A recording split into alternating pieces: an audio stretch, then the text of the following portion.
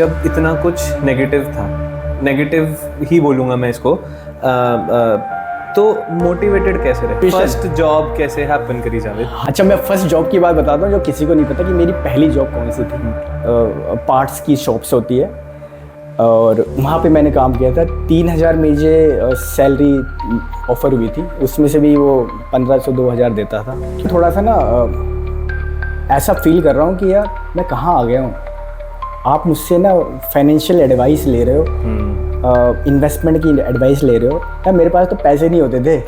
So basically so I am Javed Ali and currently working as a director of engineering in peoples strong technology. इसलिए पूछना चाहता था कि आपको क्या ऐसा लगता है कि it is just about hard work और it is also about being at the right place at the right time? B Com से टेक में, वो भी director. Yes. You being may be 12, 13, 14 years experience, आप उनको एक एडवाइस देना चाहो कि यार अब थोड़ा सीरियस होने का टाइम है, तो वो क्या होगी?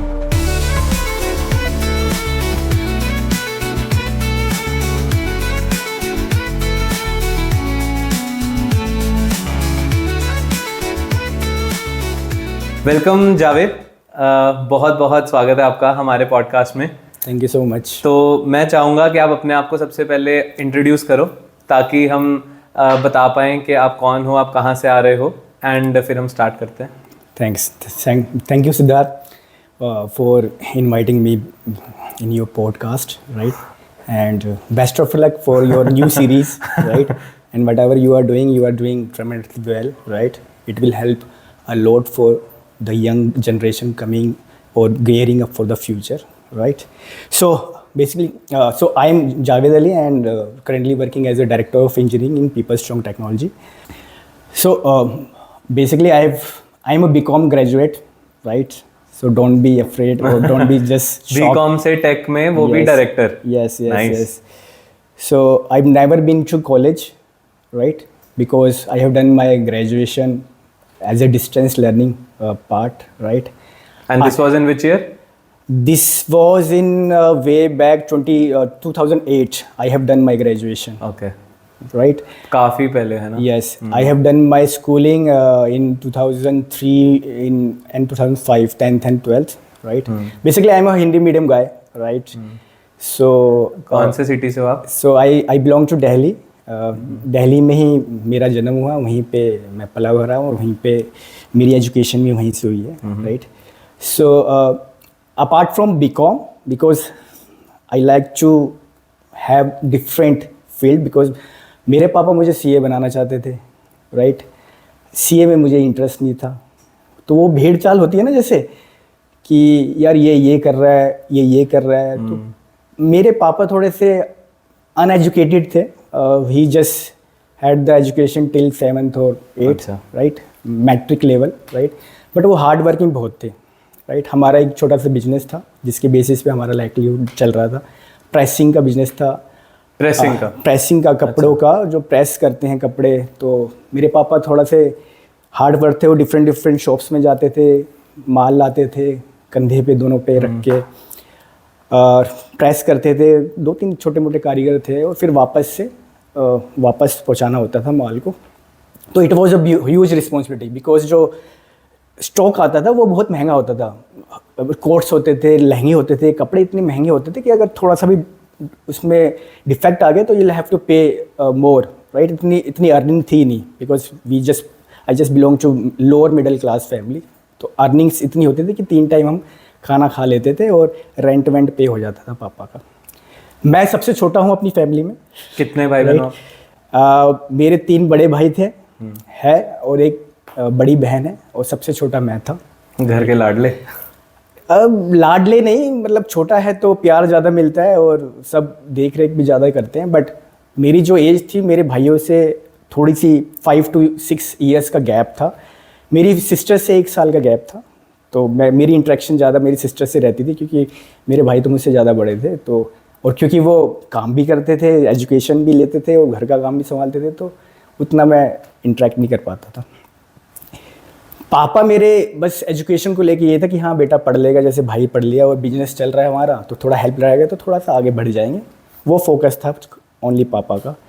तो लाइक आई सेड कि पापा ने स्कूलिंग कराई, हिंदी मीडियम में डाला, मैं गया पढ़ा, उसके बाद थोड़ा सा फियर ये लगा कि यार हिंदी मीडियम वालों की कोई वैल्यू नहीं है यार, क्योंकि अगर मैं किसी से इंटरेक्ट ये करता, आपको कब लगना शुरू हुआ जावेद? मुझे लगना शुरू हुआ जब थोड़ा सा मैं 8 या 9th स्टैंडर्ड में पहुंचा, बिकॉज मेरी जो फ्रेंड सर्कल थे थोड़े से सोसाइटी के और स्कूल्स के अलग अलग स्टैंडर्ड के थे, belong to some rich family, belong to some middle class family, right. तो वो इग्नोरेंस उसमें एटीट्यूड लेवल या इग्नोरेंस कह लो वो अलग ही लेवल का था। ऑल्दो रिस्पेक्ट करते थे बट मुझे पर्सनली फील होता था वो कि यार नहीं यार ये हिंदी मीडियम वालों की कोई वैल्यू नहीं है। और ये आपको क्यों लगा? बिकॉज मुझे इसलिए लगा क्योंकि मेरे में जो कॉन्फिडेंस लेवल था ना बहुत लो था, राइट। ये भी हो सकता है कि लो इसलिए था क्योंकि मैं शुरू से इंग्लिश मीडियम में था नहीं, राइट। तो ये भी पॉसिबिलिटी है। मेरे जो फ्रेंड्स थे वो सारे हिंदी मीडियम वाले थे तो उनका भी कॉन्फिडेंस लो। तो जैसी आपकी कंपनी होती है वैसे ही आप बन जाते हो और आपको पता भी नहीं है कि दुनिया में क्या चल रहा है, लोग कहाँ पे पहुँचे हुए हैं। जो मेरे लेवल के बंदे हैं 9th स्टैंडर्ड के या 8th स्टैंडर्ड के, उनका IQ लेवल, उनका कॉन्फिडेंस लेवल, प्रेजेंटेशन जो लेयर होता है उनका बोलने का तरीका ट्रेमेंडस, वो अलग ही लेवल के थे यार। तो जो मैंने 6-7 साल के बाद सीखा ना वो सारी चीज़ें वो उस लेवल पे उनको आती थी, ठीक है। आई डोंट नो उनके पीछे था पापा मम्मी का सपोर्ट था या just belong to that family. फिर मैंने डिसाइड किया यार मैं थोड़ा सा रिस्क लूँगा क्योंकि मुझे वो चीज़ देखनी थी, फील करनी थी यार क्या होता है इंग्लिश मीडियम में, देखते हैं। पापा तो सपोर्ट कर ही देंगे, पापा मना नहीं करेंगे। तो जब 10th में मैं आया ना मैंने बोला कि अब इंग्लिश मीडियम ले लेते हैं, तो पापा ने बोला नहीं अभी नहीं। पर वो चेंज बहुत टफ नहीं होता? हाँ टफ होता है इसलिए 10th तक हम रुक गए थे, ठीक है। जब मैं 10th में आया तो 10th में हमने नहीं लिया क्योंकि 10th में वो बोर्ड था, पापा के टेंशन थी क्योंकि वो चाहते थे कि बेटा मेरा थोड़ा सा आगे बढ़े। मेहनत तो कर ही रहे थे, सारे भाई भी सपोर्ट कर रहे थे एट दैट टाइम, राइट। सब चाहते थे कि इस बिजनेस में थोड़ी सी मेहनत है, छोटा बच्चा है निकल जाए कहीं पढ़ाई कर ले। उनके माइंड में ये नहीं था कि डॉक्टर बनेगा, इंजीनियर बनेगा, कुछ नहीं, क्योंकि उनको खुद नहीं पता कि इंजीनियर कैसे बनते हैं। उसके लिए आपके भाई तब क्या कर रहे थे? वो मेरा एक जो भाई था वो कॉलेज कर रहा था और जो 2 भाई थे उन्होंने एजुकेशन छोड़ के, स्कूलिंग छोड़ के बिजनेस को प्रीफर किया। पापा ने बहुत मना किया कि नहीं आपको और पढ़ना चाहिए, तो उन्होंने बोल दिया था नहीं जस्ट फैसला ले लिया हम आपके साथ ही काम करेंगे, क्योंकि उनको हो सकता है पैसा दिख गया हो कि पैसा मिल रहा है। थोड़ा सा था उस ज़माने की बात है, 96, 97, 98 की बात है। 2000 में 100 रुपये 200 रुपये भी बहुत होते थे यार, राइट। तो उन्होंने डिसाइड कर लिया था, पापा ने भी कुछ नहीं बोला। वो पापा ने ये सोचा कि कारीगर का पैसा बचेगा हमारा, अपने बिजनेस से भाई हैं, जॉइंट फैमिली है, आगे हेल्प मिलेगी, राइट। तो इसलिए उन्होंने कर लिया। पर जो दूसरा भाई था वो उन्होंने पूरी ग्रेजुएशन की, पर ग्रेजुएशन के बाद मेरे तीसरे भाई का भी माइंडसेट चेंज हो गया। जब वो नौकरी लेने गया किसी ने उसका ब्रेन वॉश किया है क्या कि यार किसी के अंडर नौकर बन के क्यों काम करना जब अपना बिजनेस है। तो फिर मेरे तीसरे भाई का भी माइंड शिफ्ट हो गया, ठीक है, और वो भी फिर बिजनेस में आ गया। बट उसने बिजनेस में भी दूसरी लाइन चुनी, एक थी हमारी प्रेसिंग की लाइन और दूसरा वहाँ पे इवॉल्व हो रहा था कलरिंग।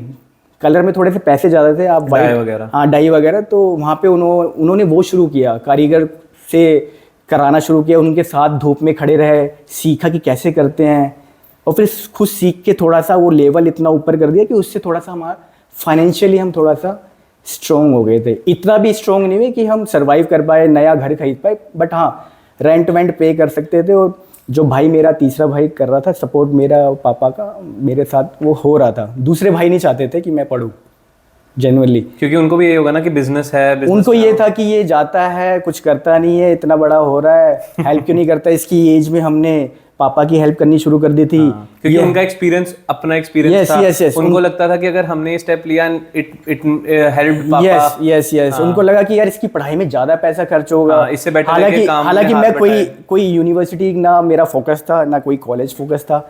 अभी मैं 10th की जर्नी में था तो उसको लगता था कि हाँ नहीं इनको आगे मत बढ़ने दो। पर मेरे भाई और पापा का फोकस अलग था कि थोड़ा सा इस लाइन से आगे चला जाएगा, छोटी मोटी नौकरी, बिकॉज उस वक्त बैंकिंग का बहुत चल रहा था कि बैंक में नौकरी लग जाएगी या कहीं पे CA बन के बंदा निकल जाएगा, अपना एक शॉप खोल लेगा, कुछ भी खोल लेगा, चार्टर्ड अकाउंटेंट का। तो उस थॉट प्रोसेस से 10th मैंने कंप्लीट करने के बाद पहला टारगेट था इंग्लिश मीडियम और दूसरा टारगेट का कॉमर्स लेना। तो 10th के बाद मुझसे पूछा गया, I got a handsome percentage also. तो मैडम मेरी कह रही कि साइंस आप ले सकते हो, आपकी परसेंटेज अच्छी चाहिए, you are good in science. Mathematics में मैं बहुत वीक था, इंग्लिश में तो मैं वीक से भी वीक था उसको वीक से भी वीक कहते हैं इंग्लिश में, मैं भागता था इंग्लिश से। तो फिर मैंने बोला नहीं मैं कॉमर्स लूँगा और इंग्लिश मीडियम लूँगा। तो सारे शौक हो गए थे कि इंग्लिश मीडियम में कैसे कर पाओगे आप, मैंने नहीं मैं इंग्लिश मीडियम ही लूँगा, देखते हैं। देन मैंने 11th और 12th इंग्लिश मीडियम में की। आई गॉट विदाउट ट्यूशन मैंने इकोनॉमिक्स में अबव 90s किए, कॉमर्स में 85 से अबव किए। तो till 12th I got around 76 to 80% मेरे 12th में आ गए थे। उसके बाद कोई मुझे गाइड करने वाला नहीं था, उसके बाद क्या करना है। फिर वही भेड़ चाल, मैंने देखा ये यहाँ जा रहा है, ये यहाँ जा रहा है, हम कहाँ जाए। ये 12th के बाद? 12th के बाद, बिकॉज आपका प्लानिंग होता है ना कि मेरा बच्चा, अगर पापा मेरे एजुकेटेड होते या भाई थोड़ा सा पता होता तो बताता एक्सपीरियंस कि आपका ये एंट्रेंस एग्जाम निकल जाएगा, आपका ये कर लो, इसकी तैयारी कर लो। बट वहाँ सारा फोकस ये था कि हाँ किसी तरह दिल्ली यूनिवर्सिटी में एडमिशन मिल जाए, बीकॉम ऑनर्स मिल जाए या इकोनॉमिक्स ऑनर्स मिल जाए, because you have done ट्रेमेंडस in economics and accountancy. वहाँ गए, वहाँ पे तो इतनी लाइन लगी हुई थी यार, मैं वहाँ पे होती है भाई, हाँ मुझे कट ऑफ का पता ही नहीं था। और मैं बहुत लेट भी हो गया था, डेट भी निकल गई, मैं लेट भी हो गया। वहाँ पे जाके पता लगा ना मुझे बीकॉम ऑनर्स मिल रही है। अगर बीकॉम ऑनर्स चाहिए तो आपको 92% चाहिए इकोनॉमिक्स ऑनर्स तो भूल ही जाओ, क्योंकि आपके मैथमेटिक्स में नंबर ही नहीं आए इतने। इकोनॉमिक्स से कुछ नहीं होता, आपको मैथमेटिक्स से भी नंबर चाहिए। फिर मैं वहाँ पे हार गया था। फिर मैंने बोला अब क्या करें, तो मेरे भाई ने बोला कोई बात नहीं, there is concept of distance learning in Delhi University. तो सर्टिफिकेट भी मिल जाएगा DU का, आपका बीकॉम भी हो जाएगा, but you will have to take the distance learning. और उसमें पैसे भी कम है, तो क्योंकि पैसे कम थे तो पापा भी मान गए चलो ठीक है, पैसे कम जाएंगे, ग्रेजुएशन भी हो जाएगी, बच्चे के पास ग्रेजुएशन का सर्टिफिकेट तो आ जाएगा। तो मैं बस वहाँ पे अपना एडमिशन कराने गया था एक बार दिल्ली यूनिवर्सिटी, और मुझे बहुत अच्छा लगा था। वहाँ पे हंसराज कॉलेज थे, वहाँ पे किरोड़ीमल कॉलेज थे। लोग मतलब इतने अच्छे अच्छे बच्चों को देख के, हाई फाई क्लास के बच्चों को देख के मैं बोला यार यहाँ पढ़ाई होती है, पार्टी चल रही है यार। मतलब लोग गाड़ियों से आ रहे, ऐसी ऐसी गाड़ी जो उस जमाने में बाइक्स होती थी, कार्स होती थी। वहाँ पे तो 2000 की रेंज में, 2003 की बात कर रहा हूँ, किसी के पास इतना होता भी नहीं था कार्स वगैरह, राइट। घर भी मोस्टली 2nd 3rd फ्लोर तक होते थे, सोसाइटी तो पता नहीं होती थी या नहीं होती थी। बट वहाँ पे मैंने देखा यार थोड़ा सा वहाँ पे सपना टूट गया था कि यार कॉलेज रह गया यार जाना, क्योंकि वहाँ पे सारे दोस्त मेरे कॉलेज कर रहे थे। थोड़ा सा फिर मैंने अपने माइंड को सेट किया कि नहीं ठीक है ग्रेजुएशन कर लेंगे, फाइनेंशियली नहीं है स्ट्रॉन्ग तो क्या हुआ। बट साथ साथ धीरे धीरे मैं काम भी करता था, ऐसा नहीं कि बिजनेस में जो है पापा का हाथ नहीं बटाना। भाई कहते थे कोई नहीं है तो हम काम भी करते थे और अपना कॉलेज भी देख रहे हैं, राइट। फिर ऑल ऑफ ए सडन मैं अपने दोस्त के घर गया एक दिन। ये कब की बात है? कॉलेज स्टार्ट हो गया था? कॉलेज स्टार्ट हो गया था, BCom first year 2nd year हो गया था मेरा। 3rd ईयर की मैं तैयारी कर रहा था। मेरे भाई की शादी थी, 2007-8 की बात है, शादी की तैयारी चल रही थी। फिर मैं अपने दोस्त के घर गया, उसने एक कुछ डेस्कटॉप टाइप का जो चलता था, विंडो 98, 90, 2000 जो चलता था वहाँ पे, उसने एक पूरा पैनल लगा रखा था और इतनी अच्छी अच्छी गेम्स खेल रहा था उसमें। उसने मुझे भी खिलाई, मुझे अच्छा लग गया। अब मेरा सारा फोकस कंप्यूटर पे, पापा कंप्यूटर लाना है। कितने का है? 30,000 का, 40,000 का, क्योंकि बहुत महंगे मिलते थे। पेंटियम 4, पेंटियम 3 उस जमाने में ड्यूल कोर उसके पास था। 30,000 60,000 का उसने बताया। मैंने सोचा ही नहीं, मैं भूल गया था कि मेरे पापा का इतने पैसे नहीं आते हैं। मैंने बोल दिया कंप्यूटर लाना है। क्या करेगा? वो मेरे दोस्त के पास है, ये आ जाएगा ना तो बढ़िया रहेगा, इसमें मैं कुछ सीखूंगा, MS वर्ड वगैरह, एक्सेल सीखेंगे हम इसमें। तो पापा ने फिर कह रहे मेरे पास बजट 10,000 का है या 12,000 का, आप देख लो। तो फिर मैंने अपने दोस्त से ही बात की थी, क्योंकि उसको निकाल के दूसरा लेना था, तो उसने पेंटियम 4 मुझे सस्ते में दे दिया था। उसके बाद जब वो आया तो मैं बहुत खुश। मेरा 24 घंटे उस पर जाता था। गफार मार्केट नियर बाई था, करोल बाग में मैं रहता था। रेंट पे CD मिल जाती थी किराए की। अब मेरा टारगेट खत्म, मुझे कुछ क्या करना है, डिस्टेंस लर्निंग है, कॉलेज जाना नहीं है। गेम्स, ऐसी ऐसी गेम्स खेली, to the starting to end सब कर दिया। भाई आते थे कमरे में, मैं शिफ्ट कर देता था MS वर्ड पे। अच्छा भाई चले गए, फिर से वो शिफ्टिंग। तो मतलब टेक्निकली हम उसी में स्ट्रॉन्ग हो गए थे, कॉपी पेस्ट में, ये स्विचिंग में। तो हार्डवेयर की नॉलेज मुझे बहुत ज़्यादा हो गई थी, क्योंकि मैं सब कुछ साथ में ही करता था। इंस्टॉलेशन, करप्ट होना, फिर से इंस्टॉल करना, हार्डवेयर की कोई प्रॉब्लम, कुछ अपग्रेड करना है तो खुद ला के अपग्रेड करना और ये सब कॉलेज टाइम पे? ये सब कॉलेज टाइम के लास्ट ईयर था मेरा बीकॉम का। उसके बाद शायद मेरे भाई ने, जो तीसरा भाई था जो कलरिंग लाइन में निकल गया था, उसने मुझे बोला कि आगे क्या करना है, कॉलेज ख़त्म हो रहा है। पर इससे पहले कॉलेज में एंड करने से पहले मैं ये भी समझना चाहूँगा, आपने ना एक बात बोली जावेद कि आपका जैसे फाइनेंशियली भी थोड़ा सा प्रॉब्लम था, ठीक है, ऊपर से आपके घर पे थोड़ा सा ऐसा माहौल था कि यार business is better than a job, है ना। उनकी अपनी थिंकिंग थी, I think they were doing it, so they were thinking because they are getting the money, उनको पैसे मिल रहे हैं उस चीज़ से, वो सोच रहे हैं यार ये तो अच्छा है, पैसे आ रहे हैं, तो इसको, ये बच्चा, इसको क्या पता, हम बताएंगे। बिल्कुल। मेरा पॉइंट थोड़ा सा यहाँ पे ये है जावेद कि जब इतना कुछ नेगेटिव था, नेगेटिव ही बोलूँगा मैं इसको, तो मोटिवेटेड कैसे रहे? वो क्या चीज़ थी जो आपको पुश करती रही? कि देखो पहला देखो फनी वे में ये कह लो कि पहला मोटिवेशन तो ये था कि कंप्यूटर मुझे बहुत अच्छा लगने लग गया था। दूसरा मोटिवेशन फैक्टर ये था कि मुझे कहीं से पता लगा था कि ये इवॉल्विंग मार्केट है कंप्यूटर की, there is a Symbian market. तब तक सोचा था कि सोचा नहीं था सॉफ्टवेयर में जाना है? नहीं, कुछ नहीं सोचा था। आपको मैं एक हिडन चीज भी बताऊंगा जो किसी को पता नहीं है अभी तक, ठीक है। मुझे ये पता था कि there is should be a evolution computer के अराउंड में, ये किसी ने बता रखा था मुझे। और किसी से मैंने ये भी सुना था कि अगर आपको पैसा कमाना है, इधर आप डॉक्टर बन जाओ या लॉयर बन जाओ या इंजीनियर बन जाओ। तो मेरा माइंड में वही था कि भाई इंजीनियर बनना है, सॉफ्टवेयर इंजीनियर। पर वो क्या होता है वो पता नहीं है। वो क्या होता है मुझे पता नहीं है। उसके लिए क्या करते हैं वो भी नहीं पता। बट उसके लिए ये होता है कि एक कंप्यूटर इंजीनियर कंप्यूटर पे काम करता है। तो सबसे पहले कंप्यूटर तो होना चाहिए घर में, ताकि हमें पता लगे कंप्यूटर में काम किया जाता है। उस वक्त मुझे ये पता था कि हाँ MS वर्ड में कुछ हम करते हैं, एक्सेल होता है, अब पेंट होता है, बहुत सारे कोरल के जो डिजाइनिंग सॉफ्टवेयर्स होते हैं। तो उस वक्त मेरा फोकस वो था कि वो कहीं से सीख जाते हैं या खुद से सीख जाते हैं। फिर ऑल ऑफ ए सडन जब भाई से इंटरेक्शन हुआ, जब बीकॉम मेरा होने वाला था, तो मेरा थोड़ा सा चेंज हुआ यहाँ पे माइंडसेट कि यहाँ आया अब क्या करेंगे, सारी गेम्स भी खेल चुके, बोर होने लगे।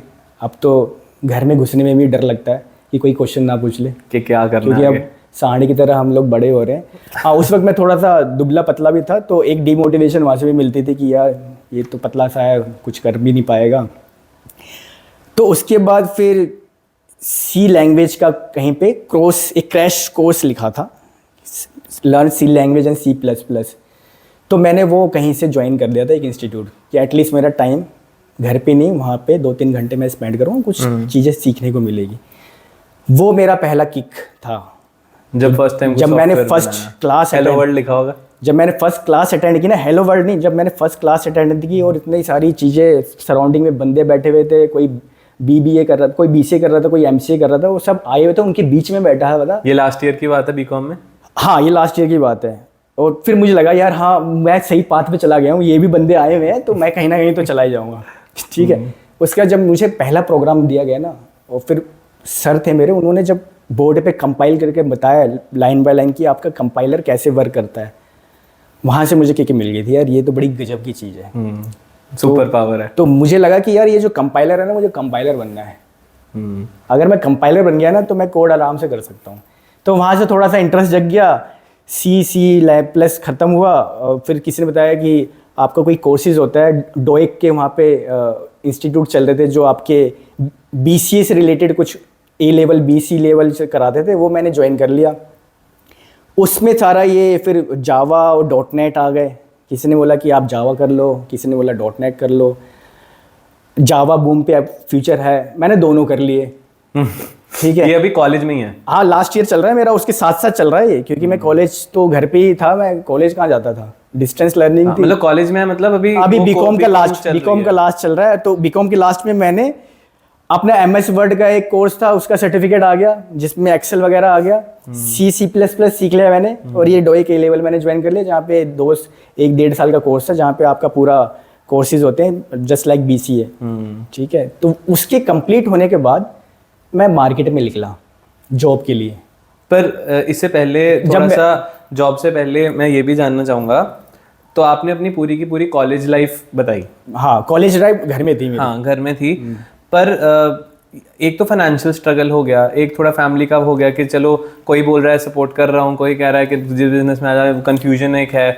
उसके बीच में आपने बताया आप कैसे मोटिवेटेड रहे, बट फिर भी क्या यही आपका सबसे बड़ा स्ट्रगल था? नहीं नहीं नहीं, एज अ स्टूडेंट? नहीं नहीं नहीं, सबसे ज़्यादा जो स्ट्रगल था पहला तो मैंने बता दिया कि लैंग्वेज बैरियर था। ठीक है, मुझे वो कंपेनियंस नहीं मिले, फ्रेंड सर्कल मेरा नहीं था उतना, जस्ट बिकॉज क्योंकि मेरे पास पैसे नहीं होते थे, मेरे पास एक ही कपड़े होते थे जो कि मैं रोज़ 5 दिन पहन के जाना है। उन लोगों के पास 5-5 ड्रेसेस होती थी, हर रोज़ नए पहन के आ रहे हैं। मेरे में कहीं वो लगा हुआ है, कहीं कुछ लगा। पर मैडम मेरी अच्छी थी, वो मुझे फ्रंट में बिठा दी क्योंकि मैं थोड़ा सा इन्फीरियर फील करता था, मैं पीछे बैठता था। पर मैडम को लगा कि ये अच्छा स्टूडेंट है, इसको आगे बिठाना चाहिए। इन्फ्योरिटी कॉम्प्लेक्स था आप में? यस यस यस, ठीक है, तो वो थोड़ा सा था। उसके बाद जब मैंने इंग्लिश मीडियम लिया ना तो थोड़ा सा और ज़्यादा हो गया, बिकॉज आप उस फील्ड से लेकर के ऐसे बच्चों के साथ बैठे हुए हो और वो बच्चे फिर आपको कंपटीशन दे रहे हैं कि यार ये कैसे कर लेगा, मैडम इसकी कैसे तारीफ़ कर रही है, इसने ऐसा क्या कर दिया है। हालांकि मैं कुछ करता नहीं था, मैं इंग्लिश में नहीं, मैं हिंदी में बातें कर रहा हूँ, मैं तो सीखने की कोशिश कर रहा हूँ। बट वहाँ पे मैंने ये सीखा, यार मैं हिंदी में इतना लिखता था तो मुझे इतना मिलता था नंबर, मैंने इंग्लिश में 2 लाइनें लिख दी और मुझे उतने ही नंबर मिल रहे हैं यार। तो मुझे थोड़ा सा वहाँ पे लगा यार इंग्लिश ही सही है यार, हिंदी तो बेकार थी। कह रहे इंग्लिश में 4 पॉइंट लिखो आपको उतने ही नंबर मिल रहे हैं, टू द पॉइंट, और हिंदी में आप राम कहानी लिख दो उसमें भी नंबर कट जाते हैं। ये तो सब्जेक्टिव है, मतलब ये सब्जेक्टिव था थोड़ा सा।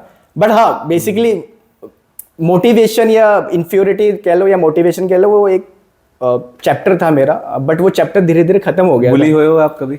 नहीं, बुली नहीं हुआ मैं कभी। किया नहीं, उतनी मेरे में क्षमता नहीं थी किसी को बुली करने की। अच्छा। आप किसी को बुली कब करते हो? जब यू फील कॉन्फिडेंट, आपके जेब में पैसे होते हैं, पीछे सपोर्ट होता है, तभी तो बुली करोगे। चाहे सपोर्ट आपके फ्रेंड सर्कल का हो, चाहे पापा मम्मी को।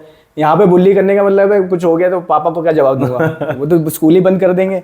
स्कूल बनने का मतलब है कि डर, यार काम करना पड़ेगा धूप वाला। या तो धूप वाला काम करना पड़ेगा, वो या तो वो मैसेंजर वाला कि माल हो गया ले जाओ। तो वो था। तो आफ्टर ग्रेजुएशन फर्स्ट जॉब कैसे हैपन करी जावेद? हाँ, अच्छा, मैं फर्स्ट जॉब की बात बताता हूँ जो किसी को नहीं पता कि मेरी पहली जॉब कौन सी थी। तो मेरा ये डोएक A लेवल कंप्लीट हो गया था जब मैं जॉब के लिए निकला। तो मेरी फर्स्ट जॉब निकली हार्डवेयर इंजीनियर की।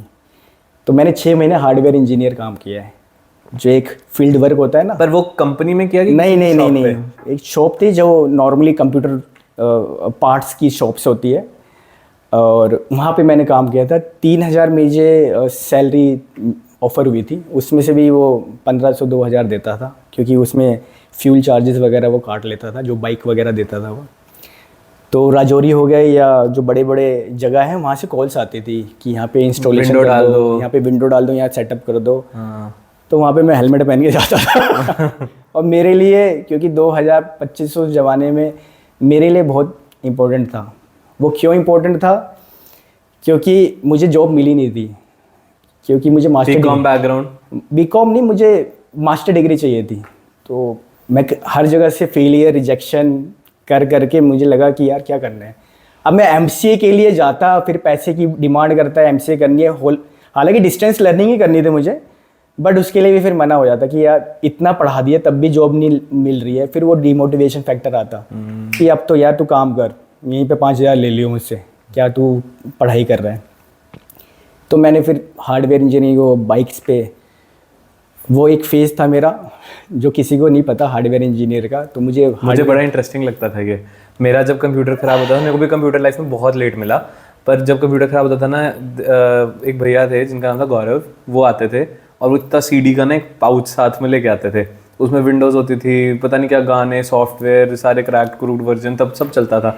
तो वो आते थे, मेरे को बड़ा फैसिनेट करता था वो। मेरा CPU खोल देते थे, CPU में क्या क्या रैम डाल रहे हैं, कुछ बदल रहे हैं, कभी कुछ, तो मेरे को बड़ा फैसिनेट करता था वो। वैसे तो ये जो हार्डवेयर इंजीनियर की जर्नी थी ना, मुझे यहीं से बहुत कुछ विजुअलाइजेशन का, एक होता ना विजुअलाइजेशन की पावर, ये वाली हैबिट आ गई थी। बिकॉज वो जब कॉल आती थी ना, वो इतने बड़े बड़े घरों से आती थी ना, जब मैं उस घर में एंटर होता था ना, मतलब अब मैं बता नहीं सकता वो कितने बड़े घर होते थे।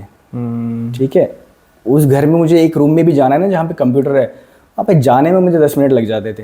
इतने बड़े बड़े घर होते थे वो, और वहाँ पे टीवी इतने बड़े, मतलब मैं बता नहीं सकता कितने बड़े होते थे। तो वो विजुअलाइजेशन आते थे यार, ये भी होता है यार। हम लोग क्या थे, हम लोग 5 जने, मम्मी पापा एक छोटे से रूम में, रेंट के रूम में रह रहे हैं, वहीं पे खाना बन रहा है, वहीं पे हम रात में सो रहे हैं, ठीक है, ऊपर छत पे काम हो रहा है।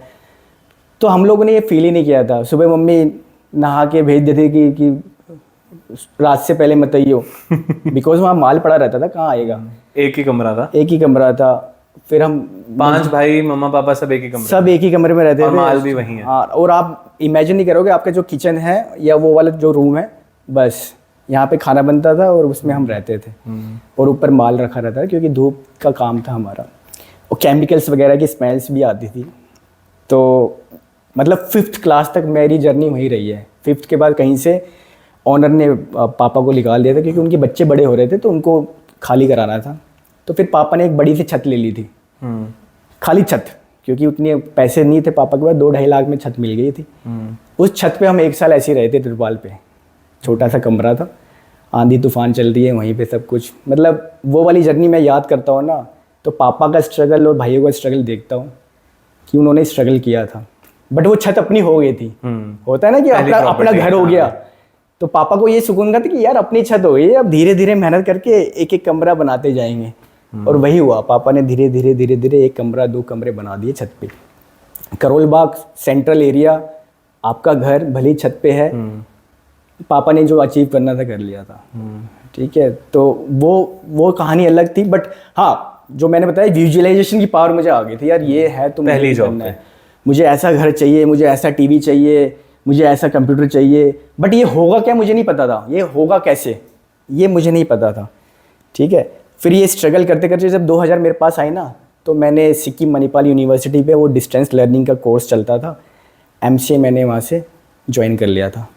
और ये बीकॉम के कितने साल बाद किया आपने? मैंने 6 महीने बाद, अच्छा, तुरंत कर लिया था, क्योंकि 6 महीने तक वो मेरी जॉब चल रही थी ना, हार्डवेयर इंजीनियर की, तो वो मैंने कर लिया। और जैसे ही मेरा 1 साल कंप्लीट हुआ ना, मैंने हार्डवेयर की जॉब छोड़ दी, क्योंकि मुझे लगा कि यार इसमें मेरा जो फिजिकल और मेंटल जो एग्जॉस्ट हो रहा हूँ ना मैं, ये बहुत ज़्यादा है। आप दिन भर पॉल्यूशन में रहते हो, राइट, और आपका मेंटल जो है वो प्रेशर ख़त्म ही हो रहा है। फिजिकली में ऐसा नहीं था जैसे मैं हूँ अभी, फिजिकली भी मैं बहुत वीक था, बट हाँ मेंटली थोड़ा सा स्ट्रॉन्ग था, क्योंकि मुझे कुछ करना था, ठीक है। उसके बाद फिर मैं छोटी छोटी जगह पे जो चीज़ भी मैंने सीखी है वो मैं देने लग गया, पढ़ाने लग गया, टीचिंग करने लग गया। वहाँ पे थोड़ा सा 5-6 हज़ार और ज़्यादा मिलने लगे, C++ पढ़ाने लग गया, जावा पढ़ाने लग गया। तो वहाँ से मेरी जर्नी स्टार्ट हुई।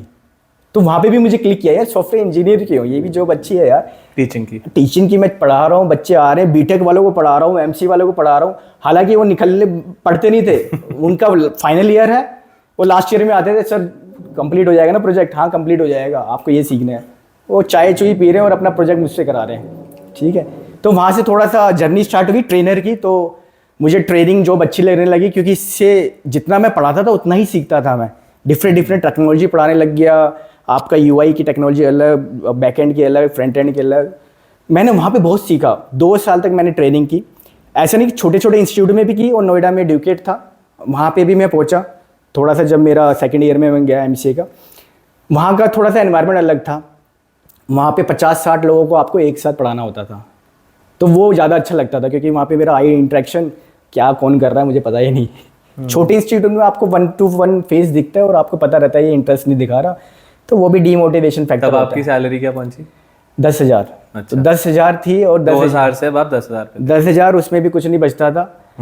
मेजर जो चैलेंज आता था वो आता था ट्रैवलिंग का। मैं करोल बाग रहता था, नोएडा इतनी दूर, मेट्रो से पहले तो घर से मेट्रो से फिर वहाँ, और फिर वहाँ से ऑटो आपने देखी ही होंगे उस ज़माने के, तो मैं साइड में लटक के जाता था 10 रुपये दे के, ठीक है। तो वो वाला स्ट्रगल अलग ही था। लटका हूँ तब भी वो ऑटो वाला और बिठा लेता था, आ जाओ और जगह है। तो वो वाला स्ट्रगल याद आता है यार, मैं लटका हूँ और कहाँ इधर हूँ। मतलब वो 10 रुपये बचाने के चक्कर में मैं प्राइवेट ऑटो नहीं कर सकता था यार, 100 रुपये लगते थे मेट्रो स्टेशन से इंस्टीट्यूट जाने में, और बस में बिना टिकट के, कि कभी कभार बस में आ गए, तो एक वो ट्रैवलिंग वाला फेज अलग था। तो वहाँ से आपका ऑब्वियसली एक डेवलपर की तरह भी जर्नी स्टार्ट हुई थी, है ना? आई थिंक कि अभी जो आपने बताया वो बहुत ज़्यादा मोटिवेशनल है। नहीं, इसमें एक मोटिवेशनल फैक्टर रह गया जो मैंने बताया नहीं आपको। इसके बाद मुझे लगा कि यार मुझे ट्रेनिंग का एक्सपीरियंस हो गया है, आई कैन जस्ट सेटअप और on my own training centre. तो मैंने थोड़े से फंडिंग वगैरह इकट्ठे किए, जो 10-20 हज़ार इकट्ठे हुए थे मेरे पास, तो तकरीबन 60-70 हज़ार। अच्छा। उसका उसका मैंने एक रेंट पे जगह ली गाजियाबाद में, और वहाँ पे रेंट पे मैंने कंप्यूटर्स ऑर्डर कर दिए। एक रिसेप्शनिस्ट रख ली, और मैंने फिर पर वहाँ ये पे तो बहुत पैम्पलेट। बड़ा डिसीजन है, मतलब हाँ, एकदम मैं से बता रहा हूँ, आपको, क्योंकि मुझे लगा कि यार मुझे खुद का एक इंस्टीट्यूट खोलना चाहिए। अगर मैंने 1 महीने में इतने बच्चे आ गए, मार्केटिंग हो गई, तो मेरा बिजनेस बहुत चल जाएगा। और मैंने फिर कंप्यूटर भी, लैपटॉप वगैरह मिल जाते थे जो सेट होता था रेंट पे। रेंट मुझे 1 महीने बाद देना होता था। अब वहाँ का फेलियर अगर मैं बताऊँ आपको, तो वो 2 महीने तक था। 2 महीने में जितना भी मैंने अर्निंग की थी वो सब खत्म हो गई थी, और वो चल भी नहीं रहा था। बिकॉज एज ए स्टूडेंट जब आप आते थे, तो आप 6 महीने के या 3 महीने के जो कोर्स के पैसे वो एक ही बार देते थे, 10,000 या 15,000 हो गए। आप हर महीने पैसे नहीं दे रहे, बट जो रेंट होता है वो आपको हर महीने, जनरेटर का अलग, लैपटॉप उसका अलग, वो देना पड़ता था। तो वहाँ पे मुझे नहीं लगा कि मैं चला पाऊँगा। तो वो वाली जर्नी फेलियर की एक अलग थी। बट उस फेलियर की जर्नी में मैंने एक चीज़ सीखी थी। मैं जो ट्रैवल करता था गाजियाबाद, वो मैं ट्रेन से करता था, लोकल ट्रेन से। तो मैंने बस का सफ़र भी किया, मैंने ऑटो का भी किया, मैंने मेट्रो का भी किया, एक ये लोकल ट्रेन का भी किया मैंने 1 साल तक। तो वहाँ पे मैंने ये सीखा कि यार लोकल ट्रेन ना लोकल ही होती है, बिकॉज उसका कोई स्टैंडर्ड नहीं होता। क्योंकि कभी कभार मैं 3 घंटे में पहुँचता था, कभी 5 घंटे लग जाते थे। फिर मैंने रियलाइज़ किया ये 5 घंटे लगते क्यों हैं। किसी से पूछा कि भैया ये रुकी क्यों है, चल क्यों नहीं रही। कह रहे वहाँ से एक्सप्रेस गाड़ी आ रही है, उसके लिए रुकी हुई है। मैंने बोला ये एक्सप्रेस गाड़ी क्या होती है। कह रही उनका स्टैंडर्ड अलग होता है, अगर वो आती है तो लोकल वाली रुक जाती है उनको रास्ता देने के लिए, क्योंकि वो लेट हो रही होती है। मैं बोला अच्छा। तो वहाँ पे मुझे ये लगा कि 1-1 मिनट की गैप पे ट्रेन भी छूटती थी, और because you just belong to local, inferior quality, आपका कुछ वजूद ही नहीं है। आप स्लोली ही जाओगे वहाँ पे, और कहीं पे भी रुक जाओगे। और ये तब तक आपका MCA खत्म हो गया था? हाँ, तब तक मेरा MCA अब कंप्लीट हो गया था, और वो मेरा बंद कर दिया था मैंने institute. And then I back to searching jobs. तो मुझे छोटे छोटे स्टार्टअप्स में मौके मिले थे, बहुत सारी जगह पे मैंने स्टार्टअप्स में काम किया। जहाँ पे भी मैं जाता था कंपनी बंद हो जाती थी यार। बिकॉज आपको याद होगा नोएडा में कितनी फेक्स कंपनियाँ थी। हाँ। मैं तो यार जनरली एक ऑनेस्ट बंदा हूँ। मैं ऑनेस्ट अपनी ईमानदारी लेके जाता था कि जॉब मिल गई, बट वो सैलरी नहीं मिलती थी, वो 2 महीने में कंपनी बंद। हाँ, ठीक है, आया था एक फेज। हाँ, तो वो फेज आया था, और उसमें मैंने ये सीखा कि यार चलो, एक तो होता है रिजेक्शन, ये तो रिजेक्शन है ही नहीं। यहाँ पे तो इंटरव्यू भी नहीं हो रहा, नौकरी मिल जा रही है, आप अपना सब कुछ दे रहे हो, तब भी सैलरी नहीं मिल रही है। तो ये फेज अलग था फेक कंपनीज का। मैंने बोला पता नहीं यार ये फेक कंपनी क्यों होती है। मेरे पापा मम्मी तो खुश हो गए थे ना यार, नौकरी मिल गई, क्योंकि मैं सुबह निकल जाता था बैग लेके और लंच लेके। अब उनको नहीं पता, अब जब नौकरी नहीं, रिजेक्शन हुआ या कंपनी बंद होगी, तो मैं उनको बताता भी नहीं था, क्योंकि वो डिमोटिवेशन फैक्टर अलग होगा। उनको मैं ये बोलता था हाँ नौकरी है, 12,000 मिल रहे हैं, 10,000 मिल रहे हैं, मैं बच्चा जा रहा है आ रहा है। मैं मेट्रो स्टेशन पे जो है वह बैठा रहता था, ठीक है, लैपटॉप खोल के, डोंगल होता था, डोंगल का ज़माना था उस वक्त, ठीक है, डोंगल लगा के यहाँ पोस्ट किया, नौकरी में पोस्ट किया, यहाँ पोस्ट किया, कहीं से तो कुछ आए। घर पे नहीं करता था मैं, घर पे मैं उसी टाइम पे आता था जितने टाइम पे आता था मैं, 10-11 बजे ही आता था मैं, ताकि लोगों को लगे नौकरी चल रही है। बट जब मैं घर आता था ना, मेरा जो वो पेस होता था घर आने का बहुत स्लो होता था, कि यार अभी तो आधा घंटा हो रहा है और स्लो चलो, घर आ ना जाए, ठीक है। और घर आके लोगों को लगता कि मैं थक गया हूँ, बट वो थकावट नहीं होती थी, वो अंदर से ना वो फील होता था कि यार क्या कर रहा हूँ मैं, झूठ क्यों बोल रहा हूँ मैं फैमिली से, बट वो बोलना पड़ता था, क्योंकि मेरी जो भाई जो थे जो सपोर्ट कर रहे थे, या पापा जो सपोर्ट कर रहे थे, वो फिर शैटर्ड हो जाते अगर पता लगता कि यार कंपनी बंद होगी, इसने बताया ही नहीं, 12,000 के लिए इतनी दूर जा रहा है वो, क्योंकि वो 50 रुपये देते भी थे किराया, कि बच्चा जा रहा है मेट्रो में तो किराया भी दे दो। तो वो अच्छा, आपके पास घर था, आपको घर से खाना भी मिलता था, सब कुछ मिल रहा है आपको, बस आपके पास नौकरी नहीं थी। और वो फेज़ ये था कि अब तो मैंने MCA भी कर लिया है, भले ही डिस्टेंस लर्निंग से किया है, तो एक आपका है टेक्निकल स्किल्स, वो आपके पास थी, एक जो एंट्री पॉइंट था ना वो नहीं था मेरे पास। बिकॉज है ना एंट्री पॉइंट क्रैक करना, एंट्री पॉइंट टफ इसलिए क्योंकि वहाँ पे मेजोरिटी ऑफ कंपनी में टीयर 1 सोचते हैं, टीयर 2 देखते हैं, टीयर 3 होता है, कुछ उनका स्टैंडर्ड होता है। तो रिज्यूमे फर्स्ट फेज में स्कैनिंग में रिजेक्ट हो जाता था मेरा। वो टेक्निकल स्किल तक कोई आता ही नहीं था यार, राइट। पर टेक्निकल स्किल की दिक्कत ये है ना कि हर कोई अपने रिज्यूमे में सब कुछ तो लिख देता है। हाँ, आज के टाइम पे आप भी अगर रिज्यूमे स्क्रीन करते हो, मैं भी करता हूँ, कितना मुश्किल है फिगर आउट करना कि कौन एक्चुअली जेन्युइन है कौन नहीं है। बिल्कुल। बट मेरा जो रिजेक्शन होता था वो मेरा जो सर्कल था वो कॉलेज का, उसके वजह से होता था, डिस्टेंस लर्निंग की वजह से। बिकॉज मैं वहाँ पे ये नहीं लिख सकता कि MCA फ्रॉम जेन्युइन कॉलेज, वहाँ पे जो सर्टिफिकेट में वही लिखता था मैं, और वहाँ पे स्कैनिंग में ही हो जाता था क्या ये तो ओपन लर्निंग है। तो ऑल ऑफ ए सडन फिर एक कंपनी फ्री मिली गुड़गांव में, KSL नाम था ये, इंडिया बुल के पास उद्योग विहार में। वो 6 महीने तक थी कंपनी, वहाँ पे एक्चुअली सैलरी भी मिलती थी। बट सैलरी मिलती कैसे थी, वो थोड़ा सा फनी सीन होता था कि सैलरी के लिए मुझे 45 दिन वेट कर देने पड़ते थे। वो सैलरी आती थी पोटली में।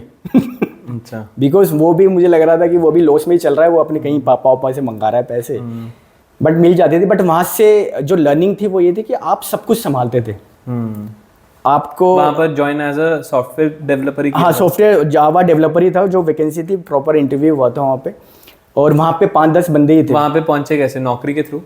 हाँ, नौकरी के थ्रू कॉल आई थी। अच्छा। तो वो जो सेटअप ऑनलाइन, हाँ, तो वो जो सेटअप था, वो जो लोकेशन थी, मुझे लगा यार इतना बढ़िया ऑफिस है, मतलब ये तो जेन्युइन ही होगा। ठीक है, 10-12 लोग थे वहाँ पे, वो भी जो 10। मतलब आप समझ रहे हो कि आज के टाइम पे ये सब कोई नहीं सोचता, पर उस टाइम पे तो यही आप बोल रहे हो कि डाउटफुल था कि कंपनी जेन्युइन है कि नहीं। हाँ, मैं बता रहा हूँ आपको। और जो मेरे कलीग्स थे इस कंपनी से, जो आगे वाली फर्दर कंपनी में भी गए थे, वो सब रेगुलर कॉलेज से थे यार। बीटेक किसी ने कुरुक्षेत्र से कर रखा है, किसी ने कहीं जेन्युइन कॉलेज से कर रखा है, and they were also struggling to find the job. तो थोड़ा सा मोटिवेशन ना वहाँ से भी आता था, यार मैं अकेला नहीं हूँ यार, ये तो जेन्युइन कॉलेज से कर रखा है, ये भी स्ट्रगल कर रहे हैं यार। या तो ये हो सकता है कि इनके पास टेक्निकल स्किल ही नहीं है तो ये स्ट्रगल कर रहे हैं, मेरा रिवर्स हो सकता है कि मेरे पास टेक्निकल स्किल है पर मेरे पास कॉलेज नहीं है। तो दोनों साइड से स्ट्रगल चल रहा था। कोई कैंपस प्लेसमेंट हुआ था, वहाँ पे रिजेक्ट हो गया तो उसका स्ट्रगल लाइफ कंटिन्यू है, वो और डिमोटिवेटिंग फैक्टर है। वो अपने पापा से पैसे मंगा रहा है, पापा इस साल दे दो, बस अगले साल नहीं मंगाऊंगा, बिकॉज सब दूर दूर से आके यहाँ रिसाइड करते हैं, रह रहे थे। तो ये 6 महीने के बाद ये भी बंद हो गई। तो 6 महीने से पहले इन्होंने नोटिस दे दिया था, 6 महीने से पहले, 1 महीने पहले नोटिस दे दिया था इन्होंने कि आप लोग अपनी जॉब सर्च कर लो, बिजनेस चल नहीं रहा। तो फिर वो जो 1 महीने का गैप था ना, हम ऑफिस में आते थे, जॉब सर्च करते थे। फिर वहाँ पे पीपल स्ट्रॉन्ग में एक जो हमारा ही था। ये कौन सा ईयर है? ये है 2012। 2012 में हमारे ही कलीग का पीपल स्ट्रॉन्ग में नौकरी लग गई थी, एंड इट वाज 3.2 पैकेज पे लगा था वो उस टाइम। आप समझ रहे हो, 3.2 पैकेज। वो खुशी से पागल हो गया था। ठीक है। और तब क्या मिल रहा था वहाँ पे उस कंपनी में, KSL में? KSL में तो 10-12 हज़ार ही मिलते थे, मिलते ही कहाँ थे। छीनने पड़ते थे कभी। ठीक है। तो फिर इस बंदे का कॉल आया था हमें, तू रिज्यूमे सेंड कर दे, पीपल स्ट्रॉन्ग में वैकेंसी निकली है। एंड उस समय पीपल स्ट्रॉन्ग में वैकेंसी निकली तो हमने भेज दिया, क्योंकि उसको कॉन्फिडेंट था कि ये बंदे तो सेलेक्ट ही हो जाएंगे। तो 2 हम बंदे थे, हमने भेज दिया। प्रॉपर इंटरव्यू राउंड्स हुए पीपल स्ट्रॉन्ग में, ऐसा नहीं कि इंटरव्यू राउंड्स नहीं हुए। बट मेरी वीकनेस वही, I was not good in aptitude. तो पहला वही आ गया एप्टीट्यूड वाला, जिसमें सारे वो कैलकुलेशन वाले, ट्रेन वाले, डाउन स्ट्रीम अप स्ट्रीम वाले क्वेश्चन थे। दूसरा इंग्लिश वाला आ गया। मैं बोला हो क्या रहा है यार ये इंटरव्यू, वो तो कह रहा था कि हो जाएगा। जावा जुबू क्यों नहीं पूछ रहे। फिर तीसरा राउंड हुआ जहाँ पे टेक्निकल क्वेश्चंस आए जावा के, सब्जेक्टिव ऑब्जेक्टिव। उसके बाद फिर फेस टू फेस राउंड हुआ टेक्निकल, जो 1 घंटा चला, जहाँ पे आपका फ्रंट एंड लेयर से back and layer, database layer पूरा डिज़ाइन करके एक बताना था, आपका कोड करना था। देन वहाँ पे हो गया था सिलेक्शन पीपल स्ट्रॉन्ग में। हालांकि पीपल स्ट्रॉन्ग जो थी वो सर्विसेज कंपनी थी, पीपल स्ट्रॉन्ग अच्छा सर्विसेज अर्लियर, राइट। वो मेरे माइंड में ही नहीं था, बाद में पता लगा सर्विसेज कंपनी भी होती है कोई। कि प्रोडक्ट और सर्विस अलग अलग होती है। बिकॉज इतना आइडिया नहीं था, ये था कि जॉब लग जाए। तो उस समय एज अ कंसल्टेंट मुझे हायर किया गया कि एक प्रोजेक्ट है उसके लिए कंसल्टेंट चाहिए, तो मुझे हायर कर लिया था। तो इन मई 2013 मेरी पीपल स्ट्रॉन्ग में एंट्री हुई थी एज अ कंसल्टेंट। ठीक है। How did you feel? Feel तो ऐसा था कि जब वो प्रोजेक्ट मुझे दिया गया, और तब पैकेज भी अच्छा लगा होगा। पैकेज तो मतलब अगर मैं आपको बताऊं तो आप ज्वाइन ही नहीं करते। नहीं, 10,000 से तो ज़्यादा ही था। 19,000 था। ठीक है, तो 19,000 मंथली बेसिस पे मुझे कर लिया गया, 2.8 कुछ पैकेज था। और जिस प्रोजेक्ट के लिए मुझे करा गया वो प्रोजेक्ट कंप्लायंस का था। तो उस वक्त जो भी मेरे सीनियर थे उन्होंने बताया ये हमें करने वाले हैं। मैंने इनपुट किया ये हम क्यों कर रहे हैं, उन्होंने बोला इसलिए कर रहे हैं ये ऑटोमेट हो जाए। मैंने क्यों कर रहे हैं जब कंप्लायंस की टीम रखी हुई है हमने तो ये सब देख के वो प्रोजेक्ट ही बंद कर दिया उन्होंने कि ठीक कह रहा है। तो फिर मुझे दूसरे प्रोजेक्ट में डाल दिया गया और फिर वहाँ से मेरी जर्नी स्टार्ट हुई ग्रेजुअली। SG1 SG2 का जो था डेवलपर्स की डेवलपर वो चलता रहा। वहाँ पे पीपल स्ट्रॉन्ग की ग्रेजुअली ग्रोथ भी होती रही। ठीक है, समटाइम्स तो ऐसा लगा कि क्लाइंट्स ही नहीं आ रहे, तो वहाँ पे भी थोड़ा सा डर लग रहा था कि यहाँ पे भी ये कंपनी बंद ना हो जाए। ठीक है, बट हाँ वो जो जर्नी स्टार्ट हुई और पीपल स्ट्रॉन्ग की जो ग्रोथ हुई और वहाँ पे जो मेरा ट्रांसफॉर्मेशन हुआ in terms of personal growth, in terms of professional growth, skills enhancement जो हुई मेरे में, तो वो अलग ही थी। बिकॉज सब कुछ तो स्क्रैच से बनाना था, सब कुछ स्क्रैच से बनाना था और जिसके साथ आप बना रहे थे ना वो अलग था। बिकॉज आपके जो साथ बैठा हुआ है कोई IIT से है, कोई दिल्ली NIT से बैठा हुआ है बंदा, राइट। तो वो जो एक्सपर्ट थे ना उन एक्सपर्ट के बीच में मैं बैठा हूँ यार। तो मेरे लिए वो बड़ी अचीवमेंट से बढ़कर कुछ नहीं था। भले मैं उस वक्त सैलरी देखता नहीं था यार, 19,000 मेरे लिए बहुत था यार। मेरे पास मेरा घर है, मेरे फैमिली मेम्बर है, मुझे खाना मिल जाता है। ठीक है, रेंट मुझे देना नहीं है, मैं बैचलर हूँ, मेरा खर्चा निकल जाता है। ठीक है, ये था। बाकी मेरी स्टार्टिंग लाइफ थी तो थोड़ा सा ये भी नहीं था कि मुझे कुछ शौक है। ठीक है, हाँ मैं ये था कि 19,000 में मैं इन्वेस्टमेंट करता था। तो मैं इन्वेस्टमेंट करता था अपनी हेल्थ पे, मैं इन्वेस्टमेंट करता था अपनी लर्निंग पे। ठीक है, मैं इन्वेस्टमेंट करता था अपनी फ्रेंड्स बॉन्डिंग बनाने में, जैसे आप हो, मेरे फ्रेंड सर्कल थे, मेरे मैनेजर थे। इसमें जो रोल रहता है ना आपके करियर पाथ का, आपके मैनेजर का बहुत बड़ा रोल रहता है यार। अगर आप बोलो कि भाई हार्ड वर्क है, बट हार्ड वर्क के साथ ना वो जो लक फैक्टर है ना वो तो रहता ही रहता है। हार्ड वर्क तो चाहिए। मैं एक्चुअली पूछना चाहता था कि आपको क्या ऐसा लगता है कि it is just about hard work और it is also about being at the right place at the right time? नहीं यार, ये सब बातें वैसी है। हार्ड वर्क तो आपका नंबर 1 है। ठीक है, मैं इतने सालों से हार्ड वर्क ही कर रहा था, बट आई नेवर क्विट। ठीक है, बिकॉज मैं बता रहा हूँ जावेद के जो आपका स्ट्रगल रहा है, और मेरे ख्याल से अब ये 4 या 5 इयर्स इनटू द गेम थे आप, है ना यार। कोई भी और होता ना वो एक बारी के लिए तो सोचता कि यार मैं अपनी लाइन स्विच करके देखता हूँ, मेरा अगर सॉफ्टवेयर में काम नहीं बन रहा तो मैं एक बार के लिए लाइन स्विच करके देखता हूँ। घर पे मैं झूठ बोल रहा हूँ, जाके मेट्रो स्टेशन पे मैं बैठ रहा हूँ, नौकरी मेरे को मिल नहीं रही है, डिग्री मेरे पास है नहीं है, तो एक बारी के लिए तो बंदा सोचता है ना कि यार पापा का बिजनेस ही वापस ज्वाइन कर लें क्या। तो वो आपने सोचा, और अगर सोचा तो किया क्यों नहीं? सर मेरे माइंड में आया नहीं, मैंने बताया ना। हाँ। मेरे माइंड में विजुअलाइजेशन चल रहा था। हाँ। वैसा घर होना चाहिए। हाँ। वैसी चीज होनी चाहिए, वैसा सब कुछ होना चाहिए, और उसको पाने के लिए वो नहीं हो पाता। उसको पाने के लिए 3 ही जॉब थी। या तो आप डॉक्टर बन जाओ, या इंजीनियर बन जाओ, या लॉयर बन जाओ। डॉक्टर लॉयर में बन नहीं पाता। ठीक है, एक ही साधन था इंजीनियर का, उसके पीछे क्यों पड़ा रहा? बिकॉज मेरे पास टेक्निकल एक्सपर्टीज थी यार। मैंने सोचा यार ठीक है हार्ड वर्क करते रहो यार, टेक्निकल एक्सपर्टीज तो है, कहीं जा कहाँ रही है नॉलेज यार। मेरी नॉलेज मेरे साथ ही थी यार। इनोवेशन हो रहे थे, इनोवेशन के साथ, क्योंकि मैं इन्वेस्ट लर्निंग में भी कर रहा था तो मैं भी इनोवेट हो रहा था। आपका बैकग्राउंड में पीछे कुछ और चलता था, टेक्नोलॉजी वर्जन्स चेंज हो रहे थे। वर्जन चेंज होने के साथ मुझे लग रहा था यार सब कुछ और आसान हो रहा है, बिकॉज आपने वो मुश्किल चीज़ें देख रखी है। और जैसे जैसे आप इनोवेट हो रहे हैं, टेक्नोलॉजी इनोवेट हो रहा है, आपकी चीज़ें और स्मूथ हो रही है। मैं बोला ये तो और अच्छा है यार, मुझे तो कुछ करना ही नहीं है अब। ठीक है, तो यही था मोटिवेशन फैक्टर, यही था कि भाई मुझे यही पकड़ना है, अगर नहीं हो पाया मैं लगा रहूँगा, सीधी सी बात है। ठीक है, बट इसमें ये था जो आपने बोला कि हार्ड वर्क तो है ही, टाइम जो है ना, टाइम भी था, वो हार्ड वर्क उस टाइम से मैच हुआ, और जो अपॉर्चुनिटी है जो मैंने बताया लक, तो जब अपॉर्चुनिटी आती है ना आपको हार्ड वर्क की ज़रूरत पड़ती है। हार्ड वर्क तो मैं कर ही रहा था, बट अगर आप हार्ड वर्क नहीं कर रहे, वो लक आया, अपॉर्चुनिटी आई, आप उसमें परफॉर्म नहीं कर पाए, फिर रिजेक्शन फेल करना पड़ेगा। तो सबसे बड़ा मोटिवेशन फैक्टर ये था कि you just face multiple rejection from your personal life, from your professional life, और वो रिजेक्शन से अगर आप क्विट कर जाओगे ना तो आप सक्सेस नहीं कर पाओगे यार, क्योंकि आपकी जो जर्नी है ना सक्सेस की, it's not about only success journey, इसमें आपका इट्स अ फेलियर और जो rejection is part of success journey. मैं बहुत ही ज़्यादा सही है ये जो आपने पूरी स्टोरी सुनाई। इससे ना एक्चुअली मेरे दिमाग में जो पहली चीज़ आ रही है ना वो ये है कि अब जैसे आज के टाइम पे मैं भी मैनेजमेंट लाइन में हूँ, आप भी मैनेजमेंट लाइन में हो जावेद, मेरे को एक चीज़ समझ में नहीं आती कि आज के टाइम में ना जो नया बैच आ रहा है, जो बच्चे ज्वाइन कर रहे हैं, उनको ना ये कैसे समझाया जाए कि यार पैसा सेकेंडरी है, पर लाइफ में पहले वो स्किल आ जाना और वो तुम्हारे को डेवलपमेंट चाहिए, जिसके बाद तुम्हारे को पैसा मिल जाएगा। आज के टाइम पे आपने देखा होगा, आपकी टीम में भी हो रहा होगा या इन जनरल, के बच्चे आते हैं 1 साल इनटू द जॉब, 2 साल into the job, and they started saying कि यार हमारी सैलरी इनफ नहीं है। ठीक है, अरे कईयों के घर पे जेन्युइन प्रॉब्लम्स हैं, कईयों के घर पे जेन्युइनली दिक्कतें हैं, मैं समझता हूँ, और उनके लिए हम हेल्प भी करते हैं। ठीक है, मेरे को उनका नहीं समझ में आता जिनकी अभी ज़रूरतें भी पूरी हो रही हैं।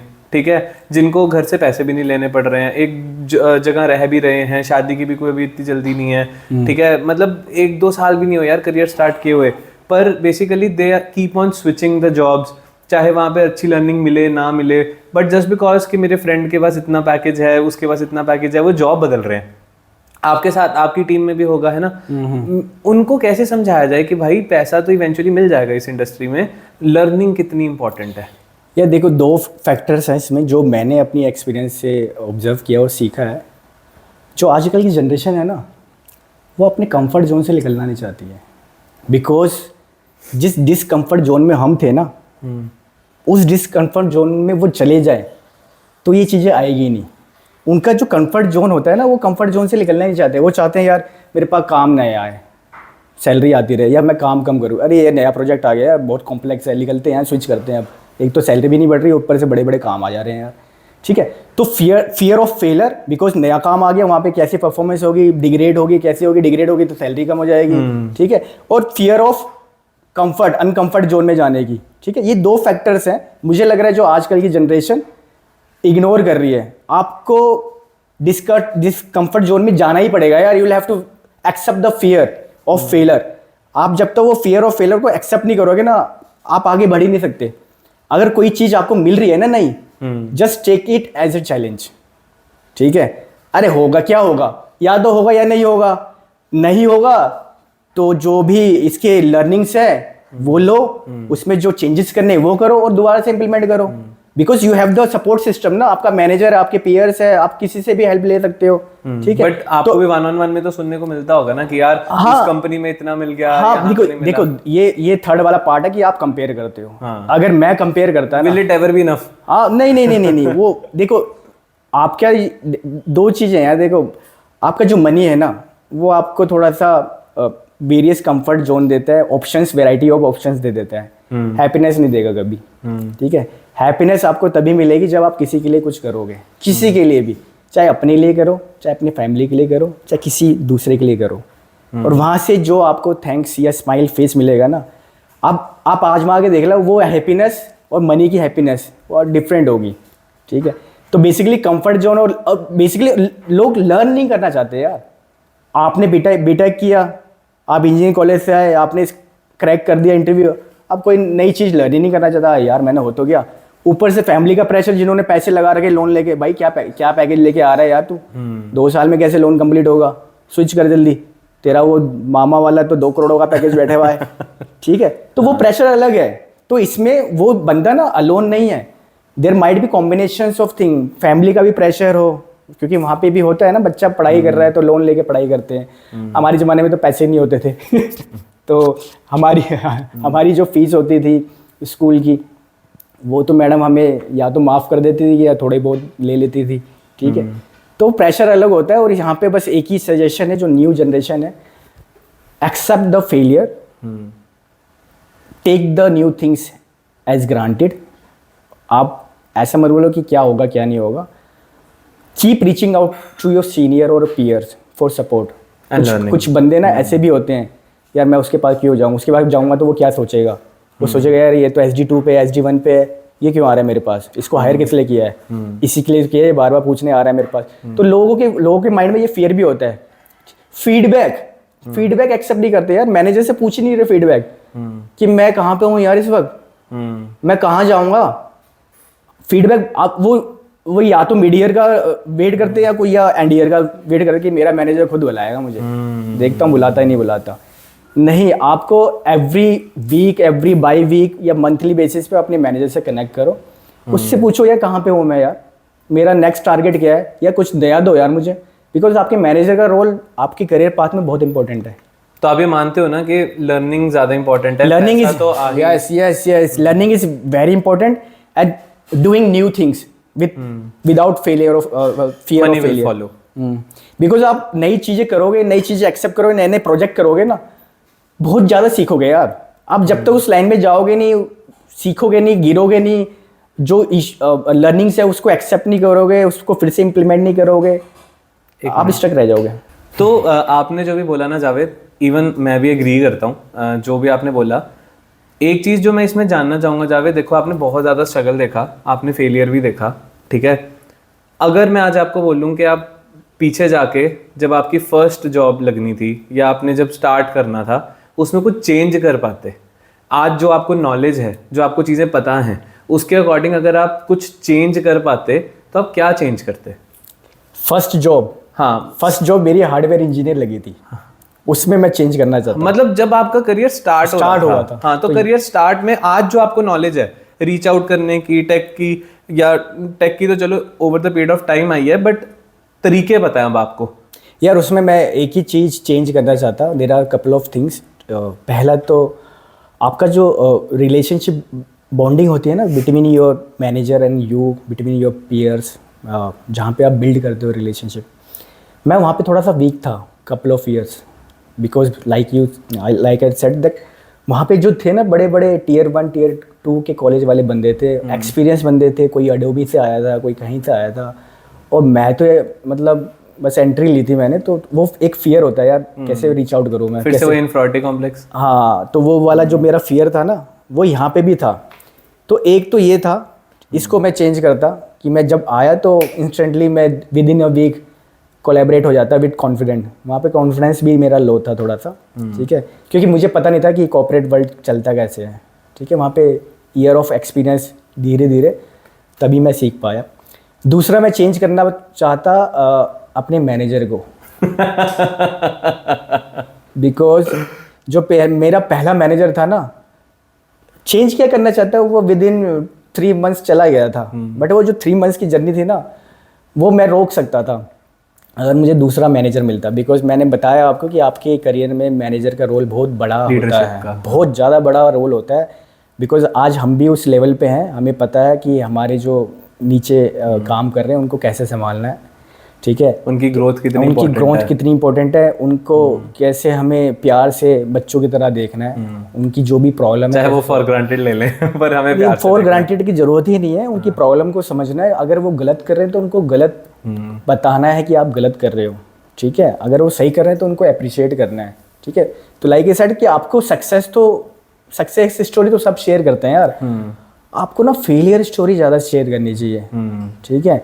बिकॉज फेलियर स्टोरी से ही आप सीखते हो बहुत कुछ।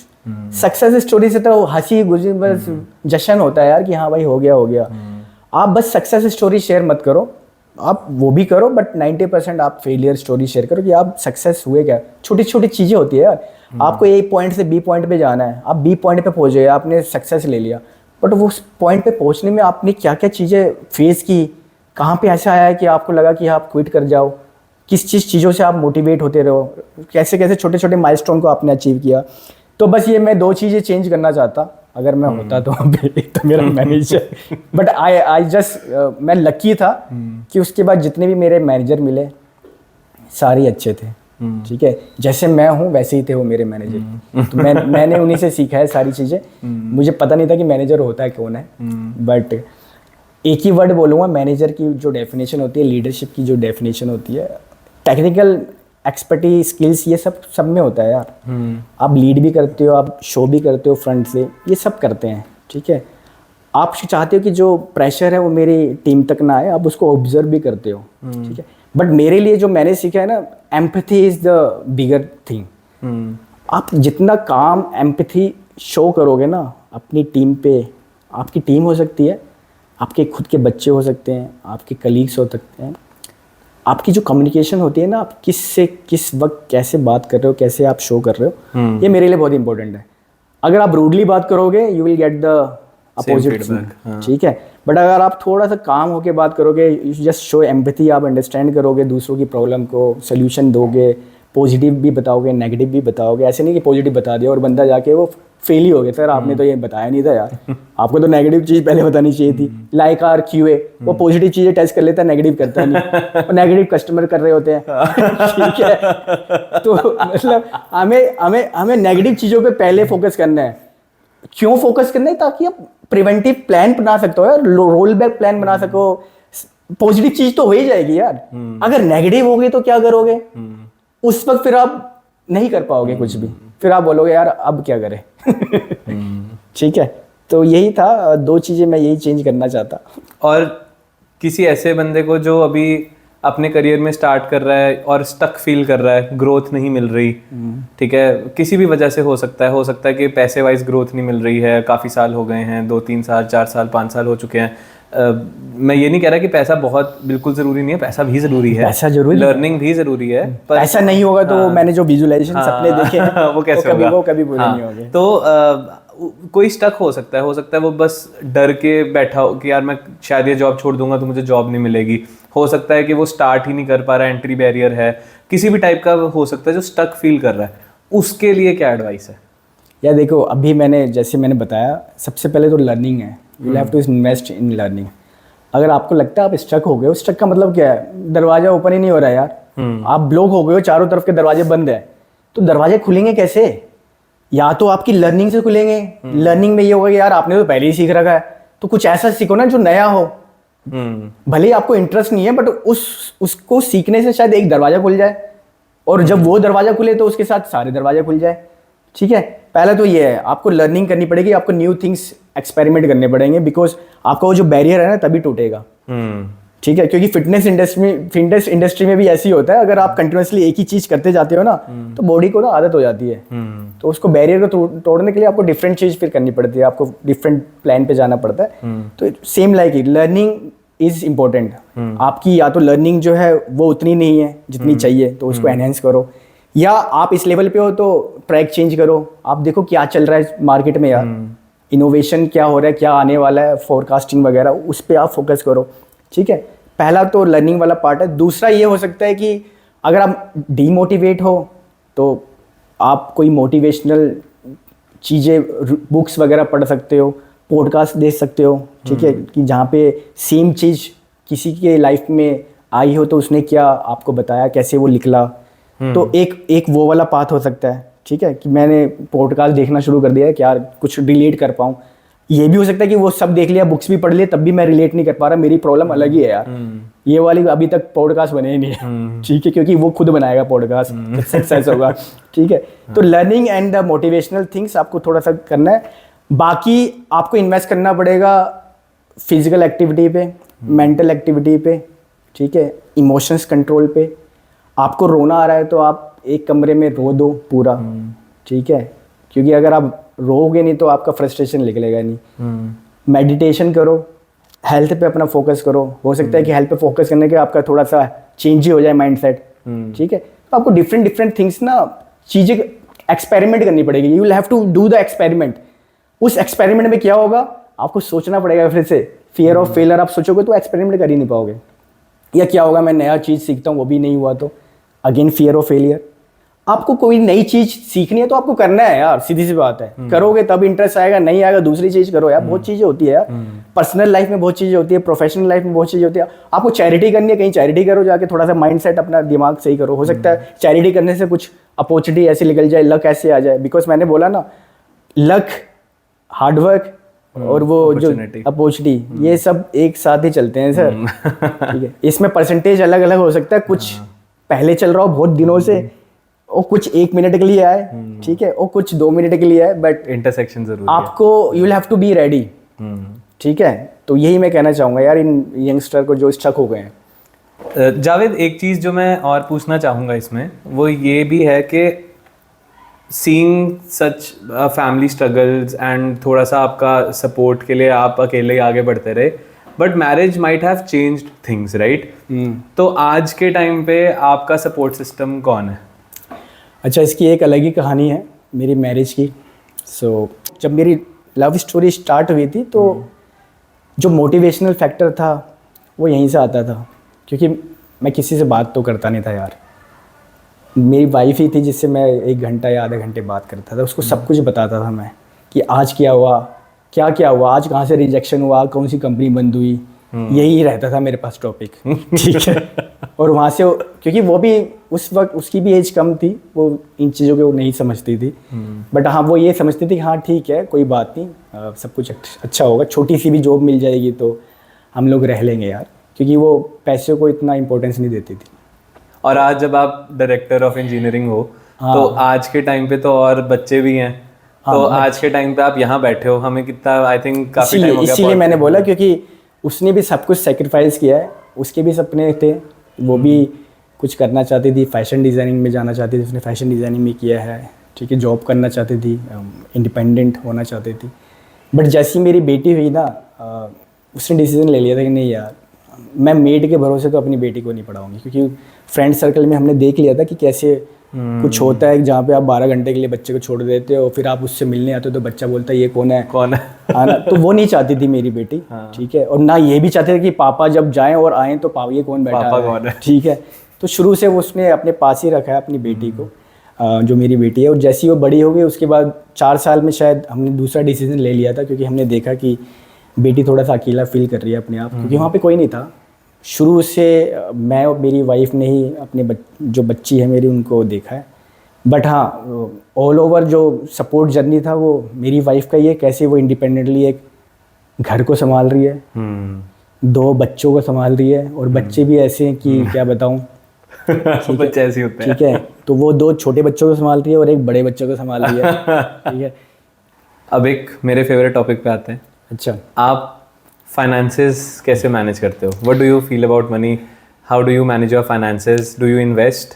एंड आज के टाइम पे प्रॉब्लम स्टेटमेंट जो बहुत उठ के आती है ना, so many YouTubers right now जो बहुत कुछ सिखा रहे हैं कि अपने पैसे को यहाँ डालो, उस जगह इन्वेस्ट करो, बिटकॉइन का बूम आया था, बहुत लोगों ने किया, मैंने भी किया, मेरे लिए तो स्कैम ही निकला। ठीक है, तो बहुत ज़्यादा आई थिंक लोग हैं, 100 मुँह हैं तो 100 बातें हैं।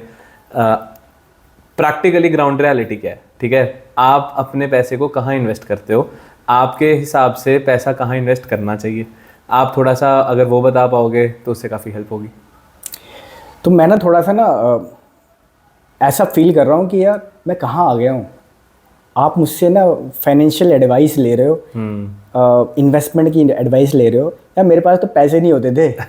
ठीक है, एक ज़माना था कि पैसे होते ही नहीं थे, और एक ज़माना ये भी था कि पैसे होते थे पर उसका करना क्या है वो इधर उधर में ख़त्म हो जाता है, क्योंकि मेरी प्रायोरिटीज़ अलग थी। इन्वेस्टमेंट तो मैंने सोचा ही नहीं था। बट हाँ, एक एडवाइस देना चाहूँगा कि सबसे पहले जो इन्वेस्टमेंट है, आप छोटा सैलरी है आपकी या कुछ भी है, इमरजेंसी फंड आपके पास होना चाहिए, medical emergency fund. Emergency fund को आप क्या डिफाइन करोगे? इमरजेंसी फंड को मैं आजकल तो ये बोल सकता हूँ कि एक तो आपके पास मेडिकल पॉलिसीज़ होनी चाहिए, बिकॉज मैंने अपनी लाइफ में देखा है, उस वक्त हमें आइडिया नहीं होता कि मेडिकल पॉलिसीज़ क्या होती है। और मम्मी में या रिलेटिव्स में बहुत जगह ऐसी बीमारी होगी जहाँ पे पैसे ही चले गए, लमसम में जाते हैं यार पैसे। कहते हैं ना कि you are just one medical bill away from poverty. Yes, तो medical emergency is very very important. आपको अगर छोटी सैलरी भी है ना तब भी आप लो मेडिकल पॉलिसी तो लो। आप वेट मत करो कि भाई मेरी तो सैलरी नहीं है, मैं प्रीमियम कैसे दूंगा। अगर आप वो प्रीमियम देखोगे ना, वो कुछ नहीं है यार। 1 साल में जितना वो प्रीमियम लेगा 5-10 लाख के लिए, और अगर आपकी वो ज़रूरत खुदा ना खासा पड़ गई, आप रियलाइज़ करोगे यार मैं ले लेता यार। बिल्कुल ठीक है, तो मेडिकल फंड होना चाहिए आपके पास। दूसरा, आपका जो इन्वेस्टमेंट है, अगर आप जल्दी इन्वेस्ट करते हो, आप सोचते रहोगे ना, तो चीज़ें हाथ से निकल जाएगी। जैसे मैं सोचता रह गया था क्योंकि मुझे नॉलेज ही नहीं थी यार। तो नॉलेज नहीं थी, कोई बताने वाला नहीं था, पैसे आए इधर गए उधर गए, क्योंकि बैचलर थे, घर था ही, खाना मिल रहा था, कपड़े मिल रहे थे, तो क्यों ही इन्वेस्ट करें। हम इन्वेस्ट कहाँ करते थे? दो चीज़ें थी, हेल्थ पे इन्वेस्ट करते थे और लर्निंग पे इन्वेस्ट करते थे, ठीक है, दो चीज़ों में इन्वेस्ट करते थे। फ्यूचर हमने बोला था है, मम्मी पापा हैं सपोर्ट के लिए, बट फ्यूचर किसी ने नहीं देखा होता तो बाद में कुछ भी हो सकता है, जो मेरे साथ हुआ था, ठीक है। तो आपको जितनी जल्दी आप इन्वेस्टमेंट स्टार्ट करोगे ना, उतना कंपाउंड आपको रिटर्न मिलेगा, भले ही छोटा करो आप। और कहाँ इन्वेस्ट करते हो आप? मैं अर्लियर मुझे जो मैंने जो सोचा था वो मैंने सोचा था गोल्ड में, बट गोल्ड में मेरा माइंड चला नहीं, तो मैं रियल एस्टेट में ज़्यादा देखता हूँ कि रियल एस्टेट में आप कर सकते हो, क्योंकि रियल एस्टेट एक ऐसी मार्केट है जो आपको इतना पैसा बना के दे देती है, ठीक है, जिसमें आप। पर ये टायर 1 सिटीज के लिए ट्रू है, टायर 2 टायर 3 नहीं, टीयर 2 टीयर 3 जिसके पास ज़्यादा पैसा है, you will just have the risk power, आप रिस्क ले सकते हो। Just go and learn the share market यार, राइट। आप पहले स्टडी करो, फाइनेंशियल सीखो, स्टॉक मार्केट सीखो, और आपके पास पैसा है तो पैसे से पैसे बनता है यार, आप करो। बट ये मैं एडवाइस उनको नहीं दे रहा जिनके पास पैसा है, जिनके पास पैसा उनको इन्वेस्ट ही क्यों करना। बहुत पैसा है जिनके पास बहुत पैसा है, जिसके पास पैसा नहीं है वो, उसके कुछ सपने हैं, कुछ कंफर्ट जोन में जाना चाहता है, कुछ ऑप्शंस है जो वो अचीव करके जीना चाहता है, राइट, उसके लिए मैं ऑप्शन दे रहा हूँ। ठीक है, तो मेडिकल फंड तो आपके पास होना चाहिए, बेसिक नेसेसिटी की चीज़ें, उसके लिए फंड होना चाहिए, ठीक है। अगर आपके पास बच्चे हैं तो बच्चों की स्कूलिंग के लिए, फ्यूचर के लिए उनके प्लान्स होने चाहिए। उसके बाद जो भी बचता है आप उड़ा दो या कहीं पे भी डाल दो, भूल जाओ। ठीक है, यही था इन्वेस्टमेंट पर्पज से। तो ऐसी है, मैं फाइनेंशियली रियल एस्टेट मार्केट में ही करता हूँ। हालांकि अगर कोई मुझे बोले कि अगर आप पहले पीछे जाते और ऐसी क्या चीज़ थी जहाँ पे आप इन्वेस्ट करना चाहते, तो मैं गोल्ड करता, क्योंकि उस जमाने में गोल्ड का rate, even mutual fund stocks भी कर सकते थे। हाँ कर सकते थे, पर उस वक्त उतनी नॉलेज नहीं थी। गोल्ड की नॉलेज एक अनपढ़ को भी थी उस वक्त, वो गोल्ड खरीदता था, बट हमें गोल्ड वो उसमें जेवरात में ही वो माइंड सेट होता था, पैसों का नहीं होता था। एक लेवल डीपर जाना चाहूँगा। Do you think coming from a background where you had struggles financially, क्या आपको लगता है कि मनी कैन बाय हैप्पीनेस, या फिर is it something more deeper? And इसके अलावा जब आपके पास पैसे आए, तो ये दो क्वेश्चंस हैं पर सिमिलर है। एक तो है कि कैन मनी बाय हैप्पीनेस, और ऐसी पहली क्या चीज़ थी जो आपने खरीदी जब आपके पास एक फर्स्ट बिग लमसम अमाउंट का चेक आया? Big lump sum amount? हाँ, चेक आया सैलरी में, तो आपके भी शौक तो होंगे ना, आपने अपना वो पहला शौक क्या पूरा किया? And do you think money can buy happiness? नहीं, like I earlier said, happiness, money is the only tool to give your comfort, ठीक है, comfort with options, variety of options. But happiness यार, हैप्पीनेस आपको उसी से मिलेगी जो मैंने बताया आपको। If you use that money to give comfort to other, उसकी प्रॉब्लम को सोल्व हो जाए, आपकी कोई फ्रेंड है उसको नीड है उसको दे दो, कोई आप किसी को भूखा देख रहे हो उसको खाना खिला दिया, ठीक है, या किसी की हेल्प करनी है वो नीड में है उसको पैसे दे दिए, वहाँ से जो आपको एक होता है ना कि वहाँ से जो आपको इनपुट मिलेगा ना, चाहे वो स्माइल के थ्रू मिले, चाहे थैंक यू के थ्रू मिले, यार थैंक यू यार, सेटिस्फैक्शन जो होती है ना, दैट इज़ रियल हैप्पीनेस यार, वो होती है मेरे लिए हैप्पीनेस का मीन। बाकी मनी तो यार देखो, मेरे कंफर्ट जोन में मैं रहना चाहता हूँ तो मनी तो चाहिए। मुझे एसी में रहना है, मुझे बाहर गर्मी में नहीं जाना, कंफर्ट जोन। मुझे वो भी खरीदना है, मुझे लेटेस्ट फोन भी खरीदना है, वो ऑप्शंस है। हालांकि उसकी जरूरत नहीं, मेरे पास फोन है, बट मेरे पास पैसा भी है, तो मैं क्या करूँ? तो मैं कंफर्ट जोन को ही देखूंगा ना यार, ठीक है। बट अगर आपके पास पैसा नहीं है तो आपके माइंड में ये नहीं आता, बट अगर ये माइंड में नहीं आएगा ना, you will not going to success, क्योंकि आप उसके लिए रीच आउट ही नहीं करोगे। मैंने शुरू से वो चीज़ें विजुअलाइज की है कि यार ये चीज़ होनी चाहिए यार, ठीक है। तो money only give you comfort with variety of options, but happiness तो एक जो खुशी होती है ना छोटे बच्चे की, यार एक गरीब की, आपने किसी को कंबल दे दिया, सर्दियाँ हो रही है, जाके 3-4 कंबल बांट दिए, वो अगर बूढ़ी औरत आपके सर पे हाथ भी लग देगी ना, बहुत मजा आ जाएगा। मैं बहुत एग्री करता हूँ इस बात, बहुत मजा आएगा, बिकॉज मैंने पर्सनली फील किया है। मैं बहुत एग्री करता हूँ, ठीक है, क्योंकि वो चीज़ ना हमने देख रखी है। हम जिस डिस्कम्फर्ट जोन में थे ना, हम वो रिलेट कर पाते हैं यार, कि यार उस वक्त हमें कोई कंबल देने क्यों नहीं आया, ठीक है, अगर वो आता तो हमें हेल्प मिल जाती, बट आपके पास है तो आप दे सकते हो यार। हाँ, आप तब नहीं दे सकते क्योंकि आपके पास खुद ही कंबल नहीं है, तो आप हेल्प क्यों करोगे? बट अगर आपके पास कंबल है, आपके पास ऑप्शन है, पैसा है दूसरे की हेल्प करने का, आप दो यार, ज़रूरत ही नहीं है। मनी बस इतना है हैप्पीनेस का मीन यार, ख़त्म कहानी। बाकी तो जो मैंने बताया, मनी से आप सब कुछ खरीद सकते हो, हैप्पीनेस भी खरीद सकते हो, बट अपने लिए नहीं, दूसरों की हैप्पीनेस उसी से अपने आप को मिलेगी। हाँ।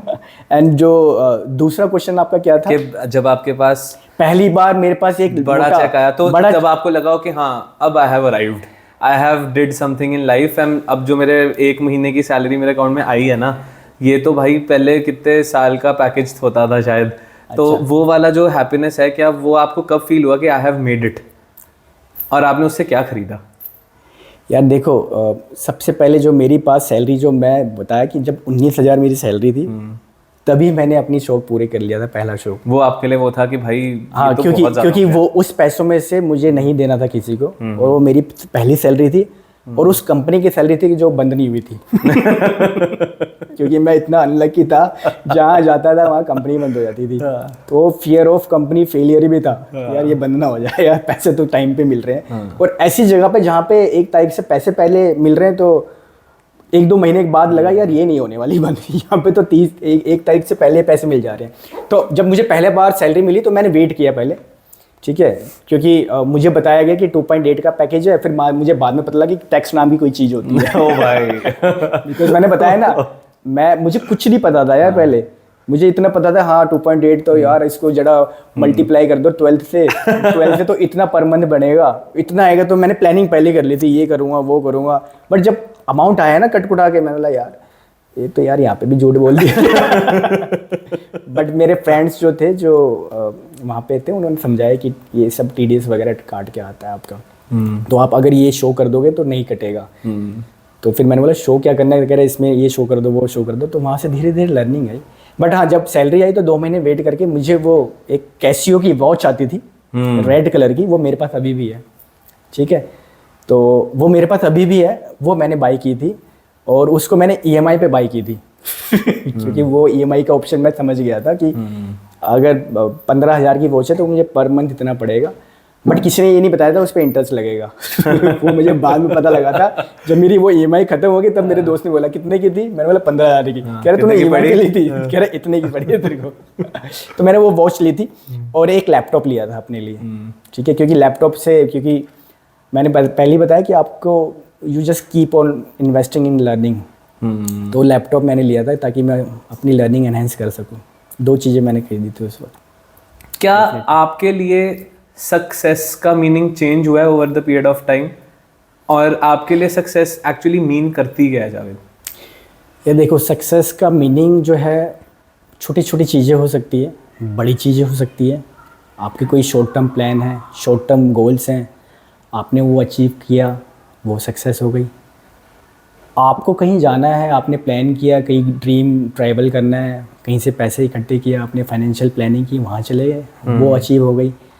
आप किसी एक कॉम्प्लेक्स प्रोजेक्ट मिला आपको, उसकी डेडलाइन ऐसी थी कि जो कभी अचीव ही नहीं हो सकती थी, बट आपने एफर्ट डाला, हार्ड वर्क डाला, ठीक है, वो विजन दिखाया कि मैं सक्सीड करूँगा अपनी टीम के साथ, वो कंप्लीट हुआ विद नो फेलियर, तो वो सक्सेस हो गई आपके लिए। मेरे लिए अगर आप पूछोगे सक्सेस क्या है, तो सक्सेस का मतलब ही यही है कि छोटी छोटी माइलस्टोन अगर आप बनाते हो, उसको अचीव करते हो ना, वो सक्सेस है। और अगर आपके टारगेट में कोई बड़ा माइलस्टोन है जिसको आप अचीव करना है, और उसके बाद आप लगाए यार ये सेंस ऑफ फुलफिलमेंट है, और वो अचीव हो गई, तो वो आपका सक्सेस है।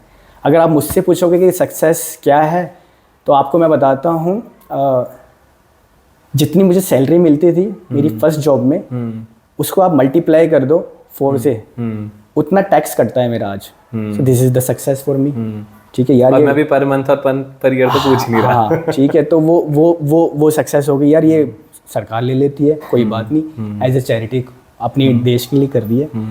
दूसरा, अगर आप एग्जांपल लो, मुझे मतलब प्राउड फील होता है कि मैं जब इंटरव्यू लेता हूँ, 2nd राउंड या 3rd राउंड, राइट, और सामने IITians NITians Tier 1 Tier 2 के कॉलेज वाले बंदे बैठे होते हैं, और उसको मैं जज कर रहा होता हूँ on their technical skills, on their behavioural skills, ठीक है, और उनको मैं सेलेक्ट कर रहा होता हूँ, और मेरा एक रॉन्ग मूव उनका करियर इधर से उधर कर सकता है, ठीक है। तो अगर मैं वो रिलेट करूँ, यार मैं कहाँ पे था और मैं आज बैठ के किसको जज कर रहा हूँ, तो मैं बहुत प्राउड फील करता हूँ। तो this is for my success, ठीक है। थर्ड मेरी सक्सेस स्टोरी ये है कि जब मैंने घर छोड़ा, बिकॉज मैंने रिस्क लिया, क्योंकि मुझे अपने सपने पूरे करने थे। मैंने रिस्क लिया, मैंने अपना घर छोड़ा, मैं यहाँ किराए पे आया गुड़गांव में। उस समय गुड़गांव का रेंट भी ज़्यादा था, उतनी सैलरी नहीं थी, जस्ट मेरा शादी हुई थी, बट मैंने रिस्क लिया यार, नहीं अलग ही चलते हैं। यहाँ पे सारा नेगेटिव माइंड है, ठीक है, नेगेटिविटी सुन सुन के मैं पागल हो जाऊँगा और मेरा जो टारगेट है वो मैं अचीव नहीं कर सकता। तो आई टुक रिस्क। मैंने झूठ बोला पापा को, पापा ऑफिस की तरफ से ही अपार्टमेंट मिल रहा है, ठीक है, तो सब कुछ उन्हीं का खर्चा है, शादी के बाद मैं वहाँ शिफ्ट हो जाऊँगा और सैटरडे संडे आया करूँगा, ठीक है, क्योंकि मैं डायरेक्ट बोलता था वो नहीं जाने देते, क्योंकि उनको सबको एक साथ रखना था। तो ऐसे करके मैं शिफ्ट हुआ, रिस्क लिया, उतनी सैलरी में मैंने 6 साल तक मैं रेंट पे रहा, बट सपना था कि अपना भी घर हो, ठीक है, जिस तरह मैं रेंट दे रहा हूँ वैसा रेंट हमें भी मिले ताकि हमें इन्वेस्टमेंट वगैरह हम करें, हमारे जो खर्चे हैं वो पूरे हुए। बट वो देखो आज सडनली वो सपना पूरा हुआ, हम अपने घर में मूव कर चुके हैं। तो आपके पास वो बड़ा घर है जो आप चाहते थे? देखो इट्स नॉट अबाउट बड़ा घर, नहीं, वो एक पर्सपेक्टिव ठीक है, पर्सपेक्टिव है, पर्सपेक्टिव हो सकता है वो किसी दूसरे फेज में मेरा पूरा हो, बट हाँ घर है मेरा, मैं किराया नहीं देता। और एक और घर है जहाँ पे मैंने इन्वेस्टमेंट की थी, वहाँ से मुझे किराया मिलता है, ठीक है। तो अगर मैं रिलेट करूँ ना यार, तो बड़ा घर है। हाँ, तो मैं बोलता हूँ यार ये यहाँ पे मैंने वो जो फ्लैग गाड़ा है ना वो है। तो आई है, मेरी एक बेटी है 5-5.5 साल की, और एक छोटी बेटी है अभी जो पैदा हुई है, वो 5 महीने की हो गई है, 6 महीने की। कांग्रेट्स। तो अब मुझे उनकी फ्यूचर के बारे में भी सोचना है, तो नेक्स्ट टारगेट वही है, उन्हीं के लिए मुझे सोचना है। तो मैं ये चाहता हूँ कि जिस स्कूल में मैं पढ़ा, उस स्कूल का एनवायरनमेंट कैसा था हिंदी मीडियम का, मैं कॉलेज नहीं जा पाया, ठीक है, बट वो सारी चीज़ें ना मेरे लिए मायने नहीं रखती। मेरी बेटी वन ऑफ द अच्छे स्कूल में मैंने एडमिशन कराया, जीडी गोयनका में पढ़ रही है यार, ठीक है, उसकी लाखों की फीस है, अगर वो मैं अफोर्ड कर पा रहा हूँ तो ये मेरे लिए सक्सेस है कि यार मेरी बेटी या जो मेरी बेटियाँ हैं जो मैं नहीं कर पाया ना अपने बचपन या चाइल्ड लाइफ में, या मैं कॉलेज नहीं जा पाया, वो मेरी बेटी मेरे लिए कर जाए, ताकि जो चीज़ मैं 5 साल की बाद सीखा इंजीनियरिंग कॉर्पोरेट वर्ल्ड में आके आप लोगों के साथ, आप जैसे कलीग्स के साथ, वो मेरी बेटियाँ ना पहले ही सीख एकदम चंक रहे, और उनका प्लान मैं बनाऊंगा उनसे पूछ के कि उनका इंटरेस्ट क्या है यार, ठीक है, फोर्स नहीं करना किसी को, उन सबका इंटरेस्ट होगा, उसको बस जज करना है आपको कि वो इंटरेस्ट है तो कैसे उसको आगे तक ले जाना है, ठीक है। मैं क्लोज बस एक लास्ट थॉट से करना चाहूँगा जावेद। आज अगर आप यंग लीडर्स को देख रहे हो, ठीक है, जो अभी इंजीनियरिंग मैनेजर्स बन रहे हैं, सीनियर डेवलपर्स बन रहे हैं, लीडर्स बन रहे हैं, उनके लिए एक लास्ट पीस ऑफ एडवाइस अगर आप कुछ देना चाहो, जो अब अपने करियर में 5-6 years 7 years into the career हैं, and they want to, so you being may be 12-13-14 years experience, आप उनको एक एडवाइस देना चाहो कि यार अब थोड़ा सीरियस होने का टाइम है, तो वो क्या होगी? यार देखो, अगर आप किसी नए रोल पे जा रहे हो, ठीक है, तो फर्स्ट थिंग आपको वो जो इन्वेस्टमेंट इन लर्निंग है ना, वो तो छोड़नी नहीं है। आपको लगेगा कि यार बहुत सारा केओस हो रहा है, इधर से गन आ रही है, इधर से गन आ रही है, उधर से गन आ रही है, पीछे से गन आ रही है, रिपोर्ट ही डायरेक्ट से भी गन आ रही है, टेम्पटिंग टू क्विट हो जाता है थोड़ा। फैमिली से अलग आ रही है, कल को बच्चे हो जाएंगे आपके तो वहाँ से अलग गन आएगी। तो इन सारी केओस को आप कैसे मैनेज करोगे, ठीक है, सबसे पहले तो ये माइंड में रखो। कैसे करते हो आप? मैं इन चीज़ों के बारे में सोचता ही नहीं हूँ, I just take it as a lightly. मुझे पता है यार चीज़ें आएगी, हम यहाँ पे बैठे हैं, इस पोजीशन पे बैठे हैं, अगर ये चीज़ें नहीं आएगी तो ये पोजीशन नहीं है ना, या तो फिर वो पोजीशन नीचे होनी चाहिए, या इस कंपनी में या कॉर्पोरेट वर्ल्ड में नहीं होनी चाहिए। ये मैं उनके लिए कह रहा हूँ, अगर वो सोचे कि ये नहीं आएगी, ये आती इसलिए ताकि आपको डिस्कम्फर्ट जोन मिले यार, ये सारी चीज़ें आती इसलिए ताकि आप डिस्कम्फर्ट जोन में चले जाओ, और डिस्कम्फर्ट जोन में जाके आप परफॉर्म कैसे करोगे, कैसे प्लान बनाओगे, कैसे फियर ऑफ फेलियर्स को फेस करोगे, और सक्सेस को आप सेलिब्रेट करोगे, ठीक है, ये सारी चीज़ें आपको सिखाती है, और वो इन्वेस्टमेंट ही सिखाएगी। सेकंड में बताऊँ, क्योंकि आपका फिर थोड़ा थोड़ा आप एक्सपीरियंस बढ़ता है, एज बढ़ती है, तो you will have to look after your health, ठीक है, investment in health, mental health और फिजिकल हेल्थ, मेडिकेशन हो गया, एक्सरसाइज हो गई, आपका थोड़ा सा हेल्दी स्नैक्स, हेल्दी खाना हो गया, इस पे आप फोकस 2 चीज़ों पे ज़्यादा करोगे ना, you will just go and go, आप चलते ही जाओगे, ठीक है। जैसे मैंने किया है वैसे ही करना बस, ठीक है। मैं हार नहीं माननी। हाँ। मैं डरता नहीं हूँ। अगर कुछ चीज़ नहीं आ रही है तो नया का मतलब है कि कुछ नया होने वाला है, और अगर कुछ आ ही नहीं रही है तो मतलब कंपनी बंद होने वाली है।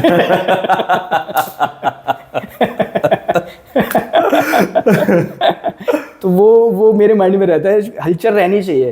अगर फैमिली में भी हलचल है ना, बच्चे इधर से उधर भागते रहे ना, हेल्दी है बच्चा एक जगह बैठ जाए ना, पूछना पड़ता है बेटा क्या, अरे बुखार हो गया है इसको। With this note, Javed, I would really like to thank you for coming in this podcast. मेरे को लगता है कि मैं आपको इतने टाइम से जानता हूँ, आई थिंक 3 साल होने वाले हैं, बट मैं ये सब आपके बारे में नहीं जानता था। और आई थिंक जितना आज इस पॉडकास्ट के थ्रू व्यूअर्स तो मोटिवेट होंगे, मैं जितना मोटिवेट हुआ हूँ मुझे ही पता है। So thank you so much हमारे साथ ज्वाइन करने के लिए।